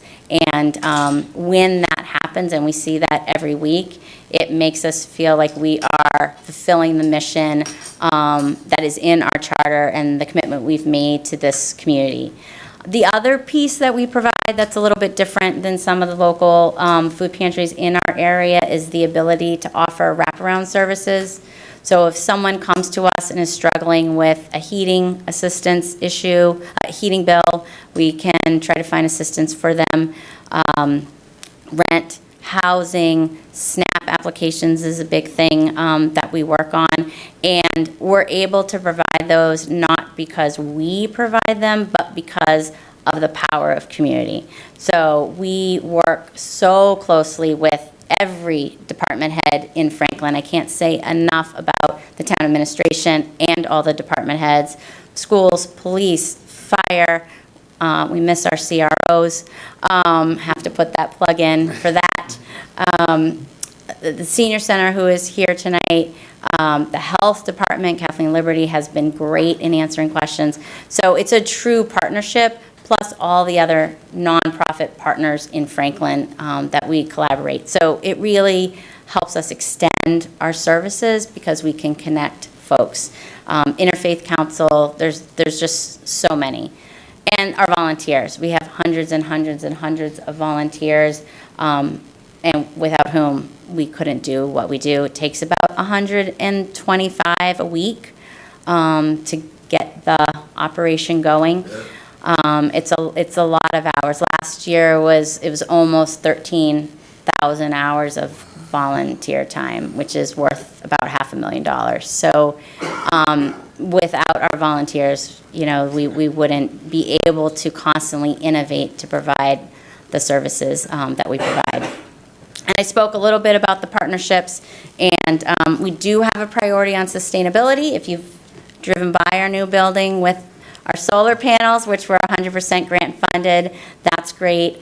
We compost. We have a high premium on food recovery, which I can talk about a little bit, both through our food relationships, but also trying to expand that within the town of Franklin, working with other folks that might have options for food recovery and bringing it in-house so that we're making sure good food is getting into the hands of folks who need it. Two, I didn't want to bore you with too many numbers, but this just illustrates what we saw this past year, and you can see the trajectory. The numbers are just going up. 67,000 bags of groceries. If you think about it, let's say you go to the grocery store every week and you bring home 3 or 4 bags, a couple hundred bags a year. We're doing 67,000 bags of groceries. There's a lot of hungry people in Franklin. So that, if there's one message to take away, it's that we should be taking care of our community together, and we're grateful that we're able to do that. The right-hand chart, pounds of produce, we always think that this is very interesting and also illustrates, again, the priorities we have in the pantry. The cheapest food is not always the healthiest food. It's often not the healthiest food. Often. So we really work hard to meet this concern of our clients, and we have heard that this is a concern. We've expanded some partnerships. We recently signed with Boston Area Gleaners, which is a fee. I mean, food is not free for us, it's free for our clients, and that's a really important distinction. But that's 130,000 pounds of fresh produce that we put into the hands of Franklin residents. I went through that really fast because I wanted to get to the next 2 slides. So this is what we are seeing, boots on the ground. Rising cost of food and goods, we know this. Over half of the adults in this recent study report that groceries are a major source of stress. I mentioned our food supply is not free. We are very lucky to be a member agency of the Greater Boston Food Bank, and their food is highly discounted to us, but it is not free. And so when you start to see us, the last point, increase our advocacy and our voice around some of these state issues, that would be why. So if Massachusetts Emergency Food Fund is cut, it's called MEFAP, that directly affects Greater Boston Food Bank, and then that directly affects us. Their prices rise. USDA cuts that came down affect us. Money for school meals, there were a couple of programs that were cut. That all affects our ability to procure the food and then get it out to folks. Which ties into the second bullet. There are major policy impacts on the federal and the state, but mostly on the federal level, that impact our food sourcing, like USDA foods, client support services, folks who qualify for SNAP, who won't be qualifying for SNAP. Luckily in Massachusetts, school meals for children are protected, and this summer we actually were able to work with the YMCA and the Bellingham Food Pantry to provide school meals closest to Franklin. It's the closest it's ever been in a long time. Totally free for anybody who wanted to walk in.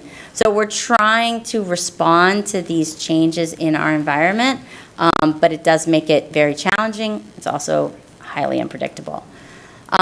There are some decreasing food resources outside of our town, so folks are really becoming more reliant on us. Transportation is a huge, huge issue. We've been lucky to partner with Fish of Franklin to kind of extend our ability, and we're constantly working with GATRA and Kobe to try to make a system that is not quite as efficient as everybody hopes it to be, as efficient as possible. GATRA has been great in terms of listening. They're coming on site. Actually, they have been on site once to listen firsthand to our clients. They're coming on site again. So that's, again, in the realm of public advocacy. And of course, the increasing cost of housing, which you all have heard about. It's rent and it's ownership, but it's a huge, huge concern. So what are we doing to try to meet these sort of ever-changing challenges? I've mentioned a few of these, exploring additional food partnerships. Those could be contractual, they could be food recovery, they could be short-term, long-term. Sometimes our partners change their availability and we had something 1 month and we don't have it the next. You know, our challenge is we're not a restaurant where we can place our food and we know we're getting our food. We are really reliant on whatever is given to us. So we pick up from local grocery stores, multiple grocery stores every day. So it's not even once a day. All the local grocery stores in Franklin participate. But you never know. You might have a lot of bread, you might have no bread. And so we're constantly kind of doing magic behind the scenes to make sure that to our clients, it's seamless and they have the same choices in front of them that anybody else might have. One thing, though, that we are very excited to announce here is that we are expanding our curbside distribution to the 4 towns contiguous to Franklin starting September 16th. I think that's the right date. So a few years ago, all of the food pantries had to sort of restrict their geographical reach to just their town because the need was so overwhelming. Everybody is seeing that line go straight up. And we have been really fortunate through the volunteer supply that we have and dedication, the donation support from our community, the food and goods support from our community, that we feel like we can expand that, at least right now, to those 4 contiguous towns. So new clients from Bellingham, Medway, Norfolk, and Rentham can now come to the food pantry in addition to going to the food pantry in their own town. This is, I hope, we hope, really life-changing for some of these folks who are limited to a 2-hour window once a week. We have 7 or 8 different ways you can shop with us over 4 days. So there's night, there's online. So we're hoping that a lot of people who needed food, who couldn't maybe get it, now are able to access it through our curbside distribution. We are really working on the transportation. Transportation means you just don't have a reliable way to get to your food. You might not have a car, you might have a car that breaks down, you might have a boss that doesn't care if you're hungry and doesn't give you the flexibility to get in when we're open. You might see cars in our curbside line, and it's common for folks to sort of question why what might be an expensive car might be visiting the food pantry, but those could be the people whose rent just went up or who got a healthcare diagnosis and suddenly they're spending money on co-pays. There's so many reasons why people walk through our doors and you don't see it on the surface. So the senior center van has been an absolute godsend to us. They are amazing. It's not just the van, it's their drivers, it's the people who schedule it at the senior center. They have responded to us in emergency situations where we've had people walk in the summer in the heat and it wasn't safe for them to get home. So that's just one example of the incredible partnership that the town of Franklin puts out there to the community. Increasing referral and support services. We've done a few things to kind of broaden what we can do for clients. We've joined a new platform called Unite Us that allows us to sort of see into different social services agencies and have sort of a two-way referral as opposed to saying to a client who's overwhelmed, almost by definition of walking through our doors, here's a phone number, please make this phone call. This allows us to have a more active connection, but still keep confidentiality, which is fantastic. We're doing a lot of work around what we call food as medicine, which is sort of a hot term now, but basically it recognizes that nutritious food helps you function better, keeps you healthier, allows you to be better at school, better at your job, better as a community member. So we have a nutrition policy that we've developed. We have a couple of grant requests out to have a nutritionist with us for the next year to help broaden this initiative because it is one of those wraparound services that makes a huge difference to people. And you will see that we will be increasing our educational and advocacy work. So part of today and the Hunger Action Month was to educate people about food insecurity, that it's real in Franklin, despite what you might think based on our demographics, and to begin to use our experiences and the power of our voice and the incredible support we have in this community to try to influence the policies out there that could make a big difference, have a huge impact on the lives of the folks who walk through our doors. So you will begin to see that we will be more active in those areas. It is Hunger Action Month, which is actually nationwide. Orange is the color of Hunger Action Month. So you will see us pushing that a little bit. You can wear orange on September 9th if you would like to participate and kind of raise awareness. We will leave you with a little bit of information about how to take action because that's really what we need. We are absolutely driven by the power of the person in our community, whether you can volunteer, whether you can donate food, whether you can give financially. It can be a small fundraiser with a DAISY group. It can be a larger fundraiser with your corporation. It takes all methods of contributing, and together it's, again, the power of the community is stronger than any one individual. This is the Daisy Troop, an example of a Daisy Troop that came in and made birthday bags, which is sort of just like it sounds. It's a bag that folks can grab that has plates and napkins and cake mix and frosting so that a child can experience a birthday. Those are the things that fall off your wish list when funds are tight, and it helps keep normalcy in the lives of a family and those traditions. So these are all the type of folks that people participate and support their community through us in so many different ways.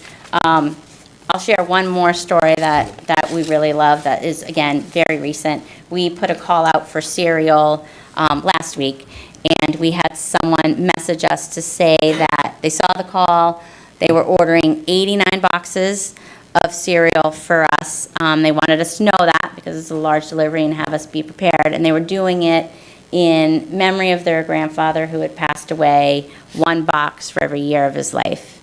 So these are small things that make a huge difference. So it really is whatever your heart or your talent or your ability is, we will find a space for it. I've never been accused of talking slow, but that was extra fast. But I wanted to make sure, it's 10:45, I wanted to make sure that we left time for questions. So thank you again for having us here. We are just really honored to be able to work for the town of Franklin and its community. Thank you, Tina. Questions or comments from the council? Councilor Frangillo. Yeah, thank you. I can't express enough praise and gratitude for you and your team and everything. And there are just so many. It's really awe-inspiring, the number of people that dedicate a large number of hours and work outside. I saw that Laura's on. She's still, yeah. like Laura it helps with the services for like client services. The client services. And it's just one of the most passionate and driven, volunteers that are residents of Franklin and help so many people in a whole bunch of ways. But there are so many of those at the food pantry. It's always inspiring to hear from you and to get around. My questions were about, part of this is that you get to you interface with some of our most vulnerable, or many of our most vulnerable residents. And I was wondering if you could speak to any trends that you've noticed. What are the challenges of our residents from that perspective? I would say if I had to pick two, and I'm impressed that Laura Dew is still on board at 10:45 listening, so I'm going to try to channel her. I would say transportation and housing are really the two key issues. I mean, there's all of the pieces that feed into being food insecure, and financial instability is the key reason. But Feeding America just had a study last year where 63% of the respondents said rent or home ownership is the key driver for food insecurity. 80% of folks said it's rising food costs. That makes sense, but it's these underlying costs that tip the edge into food insecurity. So I would say that Franklin is representative of that, and that's really no different.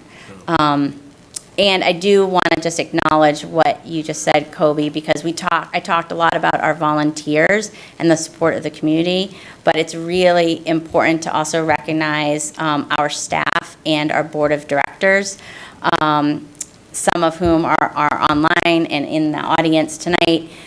These folks are tireless in their dedication, highly, highly skilled in their particular areas, and I feel so fortunate every day to work with all of them. It's an incredible group. Volunteers just like yourselves, our board of directors, and our staff are always thinking about the person. We know everybody's name who walks into that pantry, and we're always thinking about who they are. We're going to their funerals. We're celebrating the births of their grandkids. So I can't say enough about the incredible devotion and expertise of the folks that I feel lucky enough to work with every day. Yeah, thanks. I was trying to find the stats, and I was able to find that in Franklin, renters, the sort of the national standards, if you're paying more than 30% of your rent, then you're considered cost burden. Untenable, yeah. 46.6% of Franklin renters are cost burden. 24% of those are severely cost burden, as in they're paying more than 50% on rent. 22% of homeowners are cost burdened, paying their mortgage. Yet those are the types of folks that then, it just trickles into another place, right? There's only so many folks to go around. And then on the transportation piece, one of the things, I've talked with Laura many times about, Gatra, we used to have a fixed bus route in town that was slow, but it was reliable, and it came at times, and you could plan around it, and there were ways to improve it. But right now, we switched to a on-demand. On-demand service, which is great in terms of our ability to reach certain people who might not be, close to the bus route or might need further assistance. But it's really, really difficult to be operating a clunky Uber around a large town. There are many ways that we can improve that micro transit, that on-demand service, to have it work more efficiently. But I really think that the town should consider the return of a fixed bus route up and down 140. We know that we have a concentration of our most vulnerable residents along 140, and also they can access all their basic needs, including a very well-placed food pantry. So I hope that we consider that in the very near future. Thank you, Kobe. Councilor DeLorco. Thank you, Mr. Chairman. Tina, you guys do a great job. There is no doubt about it. And we talked about it before outside. I think the way the food pantry looks, it makes it more comfortable for people to come in.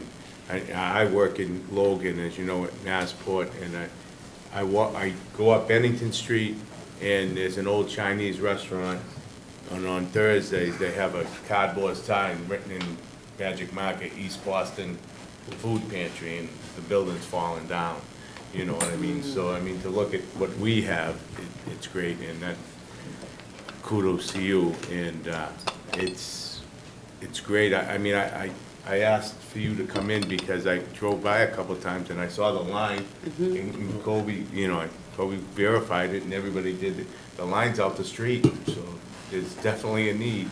There's definitely a need, and so I figure I'm retiring in January. My wife is too, so I figure, yeah, by middle of February, she's gonna kick me out, so maybe I'll be volunteering down there. We will see you. We will see you there. But if I may, Councilor DeLorco, I agree with you about the power of the space you're in. Everyone deserves a space that's bright and welcoming and comfortable and dignified and clean, and that is also the power of this community. Representative Roy was really instrumental in helping us secure a $500,000 grant from a state program. And then it really was the rest of the community that pitched in and made it possible. The generosity of the Aldrich family in recognizing that that's what they wanted their legacy to be in that building. And Jean still is very involved, and her family is very supportive. It's just really a wonderful story about the priorities of this community to say, this is so important, this should be on Route 140, so everybody knows where it is, everybody can get to it as easily as possible. So we recognize we're really fortunate to be in that place. Just one more. Sure, yeah. How happy are you, because we were on the council together, you and Jeff and myself, that you're not here anymore? 11 o'clock. We never went to 11 But I am here at 11 o'clock. We never went to 11 o'clock. No comment. No comment. Thanks. Thanks, Councilor DeLorco. Councilor Hamblin. Thank you, Mr. Chairman, through the chair. Tina and your staff and your board of directors and everyone, all your volunteers. It is amazing. Every year you do more. And every year there's more need. Then you do more. There's more need. You do more. It's really amazing that you have this capacity and this compassion for people. But I think maybe we should start thinking about how do we, like the sheriff wants to make his job obsolete, maybe we should start figuring out how we make food pantries obsolete. Everybody has everything they need without this. Absolutely. And so that's, when you talk about wanting to get involved in maybe legislature a little bit, that gets me really excited to be able to help you and your group do that, and all of us to stand up for people in need. We need to protect each other. We need to take care of each other. I think a lot of times we forget that. Like Gus, I don't know if Gus is still here. I don't think he is, but Gus is still here. He started off the evening with a conversation about a story about what it means to be in a community and take care of each other. Right, and I think we all need these stories. One of the other things I was thinking about when you had talked about the cars, the automobiles that people have, like maybe they just borrowed that from somebody because they just don't 100%. have one yet anymore. They've already had to give it up. It costs a lot of money to have an automobile. in We this see a country. lot of borrowed cars from friends. Yeah. Friends And so- driving, friends. so Bringing them there, yeah. People need to not judge, right? It's like, be curious, don't judge. Well But said, thank you. Thank you all so much for what you do. It's awe-inspiring. I'm gonna start crying. So I'm gonna thank the chair and give up my floor. Thank you, Councilor Hamblin. Councilor Jones. Thank you, Mr. Chairman. Tina, I miss you on this board. But I know, she's like, never coming back. Been there, seen it, done it. Tina, I know you're the spokesperson for the food pantry and you do a lot, but I know it takes a village. You know, you've got a true team behind you of angels and saints that are doing God's work for our community. And I know how challenging that is for you folks, particularly around this time of year. The summer can be particularly taxing since people are gone on their vacations and not really in town to give their support when they're away. One of the common questions I ask when representatives from the food pantry come in is there anything further that you, and I know you mentioned it in your presentation, that we as a community could do to kind of get that message out to people that this is a 24/7, 365-day need that needs to be met, and anything and everything that can be done to the best of our abilities to meet that need should be done. And I'm not going to sit there and say that it can be done, it should be done, it needs to be done. Do you have any advice that you can kind of give the council and the community at large as to ways to educate, promote, and kind of incentivize people to volunteer their time to get out and help the food pantry or make donations? I mean, some easy things to do would be to follow our social media accounts, because that is where you'll begin to see information about current needs. When we ran out of cereal, we didn't run out of cereal. When we were low on cereal, the community responded quickly, and that's how we could get information out. That's also how we will push out information about advocacy opportunities, where we're going to begin to present times and issues that folks could begin to weigh in on, and hopefully, as Councilor Hamlin was talking about, affect long-term change, which is really the end game. I want to be out of a job because I want everybody to know where their next meal is coming from. So sign up for our newsletter, follow us on Instagram, follow us on Facebook, so you'll get real-time information. That I would say would be the first thing. The second thing is you're doing it. Please just continue to do it. You avail the town departments to us, and as I said, the department heads are amazing in working with us, and that's one way to get the word out. You all show up at our events when you can, and just talk to 5 of your friends and let them know that the food pantry is probably helping somebody they know. 1 in 3. That means somebody in this room is food insecure or was food insecure, and we don't know it. And I hear these stories all the time. We had a donor who wanted to change his donation last week to a monthly donation. That's another great way to help us. That's a predictable source of income so that we can plan our new programs. And in the course of having a conversation, I call a lot of people who support us, because I think it's important for them to hear the stories. He shared that he was food insecure as a child, and now that he's in a different position, he feels like it's, sort of his duty to help others. And we hear those stories all the time. So I would love for people to be advocates.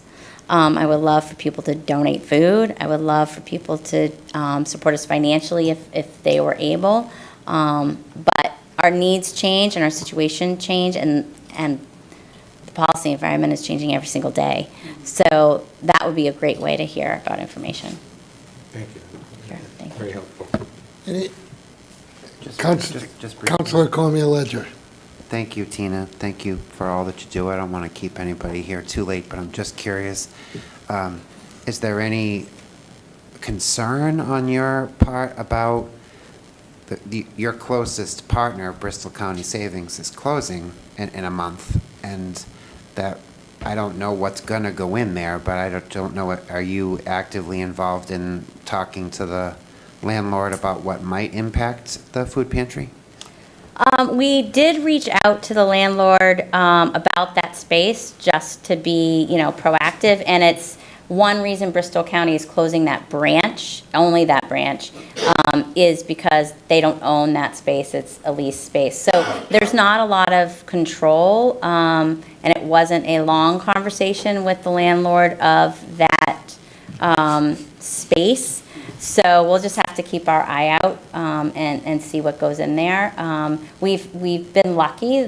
All the other tenants in that space, you know, we try to keep them apprised of any events we might be having or any operational things that might impact them. And we've had a good relationship so far, so we'll keep an eye out. Well, it's already been said, but thank you for all that you and your staff and your volunteers do. It really, truly is amazing. So thank you. Any other questions? Any questions from the audience? Tina, once again, you know, for your entire team, thank you so much for what you do for our community. And I think by having you come periodically into the council chambers and to give us an update as to what's going on, what your needs are, is another way that we can help the food pantry continue to do the great service that they're doing for our community. So thank you to you and your team.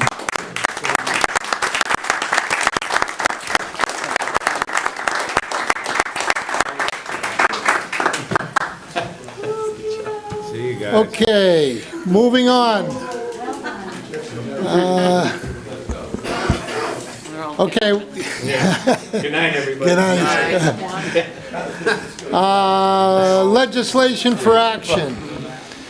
First item is Resolution 25-50, adoption of local initiative program friendly 40B policy, tabled from July 23rd, 2025 Town Council meeting.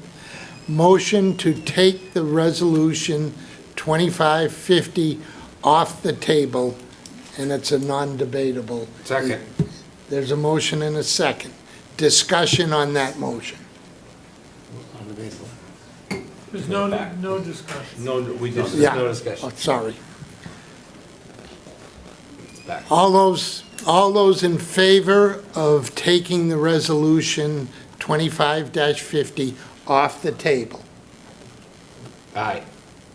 Is it yes, or how are we gonna, yeah.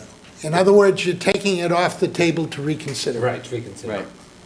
Okay. So if you want to take it off the table, you vote yes. Right. If you want to take it off the table, it was tabled.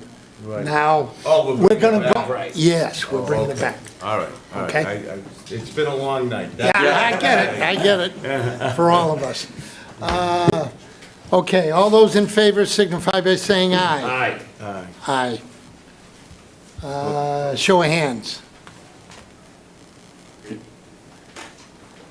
That's three. That's three in favor? Is it- 3 in favor. Yep. So Oh, you have to ask just how many are opposed, because it how many opposed? fails for. So it stays. Okay. All right. So it fails. Stays tabled. Stays tabled. Okay, moving on. Resolution, bylaw amendment 25-942, a bylaw to amend the code of the town of Franklin at Chapter 170, Vehicles and Traffic. Second reading. Clerk will read the bylaw amendment. Thank you, Mr. Chairman. This is bylaw amendment 25-942, a bylaw to amend the code of Town of Franklin at Chapter 170 Vehicles and Traffic, be it enacted by the Franklin Town Council. At Chapter 170, the code of Town of Franklin is amended at Section 170-15.d.2 by inserting an appropriate alphabetic order, Lewis Street, as follows. Name of street, Lewis Street, both sides, the location from East Central Street for a distance of 100 feet south. This bylaw amendment shall become effective according to the provisions of the Town of Franklin Home Rule Charter. Move bylaw amendment 25-942. Second. Motion and second. Discussion. Jamie? Could I ask the town engineer to come up just so he Sure. can stretch his legs? And he's been here for 4 hours, so I figure Mike can at least Like remind us what remind this is about and remind give us us all a what break. goes Doesn't need to be a long explanation, Feels Mike, good to just thought stand. you wanted to get up and stretch. Mr. Chairman, so this is, we had some concerns about parking at the end of Lewis Street with the new housing development going in there. We worked with the police department and came up with the proposal to restrict parking for the first 100 feet. That way cars coming in and out of that into Lewis Street can parked cars won't be parked there to impact any of the turning movement. So this would just clear the last 100 feet. Okay. No-brainer. Questions or comments from the council? No-brainer. I remember. Seeing none, the vote will come on the motion to approve bylaw amendment 25-942. A majority roll call votes required. Clerk will call the roll. Cormier Ledger. Yes. Sheridan. Yes. Chandler. He left. Frangilla. Yes. Blake Reisman here. Hamblin. Yes. Jones, yes. Vice Chair. Yes. Chair. Yes. All right, 7-2 absent. Motion carries. Resolution 25-56, acceptance of gifts, Veteran Services, $750 Senior Center, I'm sorry, yes, in Senior Center. Clerk will read the resolution. Thank you, Mr. Chairman. This is Resolution 25-56, acceptance of gifts, Veteran Service Department and Senior Center, whereas the Veteran Service Department and Franklin Senior Center have received generous donations in the total amount of $850 to be used at the discretion of each department as follows. Donation summary, Veteran Services Department, $750, donations to be used at the discretion of the Veteran Services Department through the Franklin Municipal Veterans Assistance Program in support of local veterans and their families. Senior Center, $100, donations to be used at the discretion of the Senior Center through the Council on Aging Gift Fund to provide services or programs to senior citizens in the Franklin community. Donor information is included in the September 3rd, 2025 Town Council meeting agenda packet. Now therefore be resolved that the Town Council, Town of Franklin, on behalf of the Veteran Service Department and Senior Center, gratefully accepts these generous donations to be used at the discretion of each department for the purposes noted above. This resolution should become effective according to the provisions of the Town of Franklin Home Rule Charter. Move Resolution 25-56. Second. Motion is second. Discussion. Just again, a thank you to everybody that continues to donate to our different groups, our Veteran Services, our Senior Center, police, fire, all the different departments within the community, our residents, as well as our local businesses and corporations continue to be very generous. So we thank them all. So with that, the vote will come on the motion to approve Resolution 25-56. A majority votes required. All those in favor signify by saying aye. Aye. Opposed? Motion carries. Resolution 25-57, cable funds in support of PEG service and programming per Mass General Law, Chapter 44, subsection 53, F and 3/4. Clerk will read the resolution. Motion to waive the reading? Second. Motion and second to waive the reading. All those in favor of waiving the reading signify by saying aye. Aye. Opposed? Motion carries. Move Resolution 25-57. Second. Okay, we have a motion and a second. Discussion. Seeing none, the vote will come on the motion to approve Resolution 25-57. Again, a majority votes required. All those in favor signify by saying aye. Aye. Opposed? Motion carries. Town Administrators Report. All set, Mr. Chairman. Yeah, thank you. Subcommittee reports. Capital budget didn't meet. EDC didn't meet.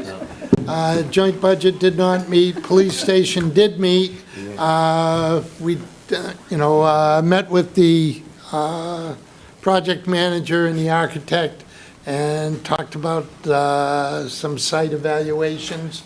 And they, kind of narrowed it down to 2 locations, and there's more work being done, and we will be back at it again, I think the end of October. Is that our meeting? I think it's October 27th. 27. October 27th will be the next meeting of the Police Station Building Committee, but in between that, there are open houses at the police station, and There's 3 of them that are scheduled. I don't have the times September right in front. 13th is the next one. September 13th. And those are open for anybody to please go down. please go down and take a look. And those of you who can't get down, Steve, please, I know you've done a lot of work putting that Yeah, video for those who together. can't make it, or for those who do but still want to go, did I see that one? So we've, with the help of the chief, who gave us the audio narration, and Deputy West, who also gave us some drone footage, they allowed me to go in, I took pictures and video, we've put that all together, so room by room, you'll be able to take a virtual tour. The chief will talk to you and say, this is what's this is what is, et cetera. We've done it on a modular basis. So this is just the current circumstances in the situation today. Right. This does not advocate for a new facility, because we don't know what that is. As Chair Mercer mentioned, the team just met. They still got to get any of the final documentation together, any of the estimations, et cetera. That's down the road, but everything we've got, Deputy West has already reviewed it, he's seen it. Chief was a little busy today, so he hasn't had a chance to listen to it yet. But that'll be coming soon. It'll be added to the website, so if you can make it, certainly go. But if you can't make it, we'll have the video room by room, so you'll be able to listen to the chief tell you what it is, this is what's there, this is what the situation is. Thank you. Thank you, Steve. Okay, GATRA, any update, Kobe? Okay, future agenda items, Councilor Cormier-Ledger. Thank you, Mr. Chairman. Want to support Mr. Minichelli's suggestion to examine the SHI metric for Franklin, certainly as a future project. And I'm also wondering to the town administrator, I don't know the legalities or if it's an overreach, but can we somehow make a policy or strongly advocate to other town boards to require public commentary during their meetings? Good. I think it's, I have to work with the town attorney on a couple of those points. I mean, there is independent jurisdiction with a lot of boards. It's kind of like the remote issue, you know. It's tough to force it, but if the council wanted to put in a bylaw or a variety of other things, I'm sure there's a way to do it. It's just whether or not you get pushed back or, you know. Is that something you could look into and report back?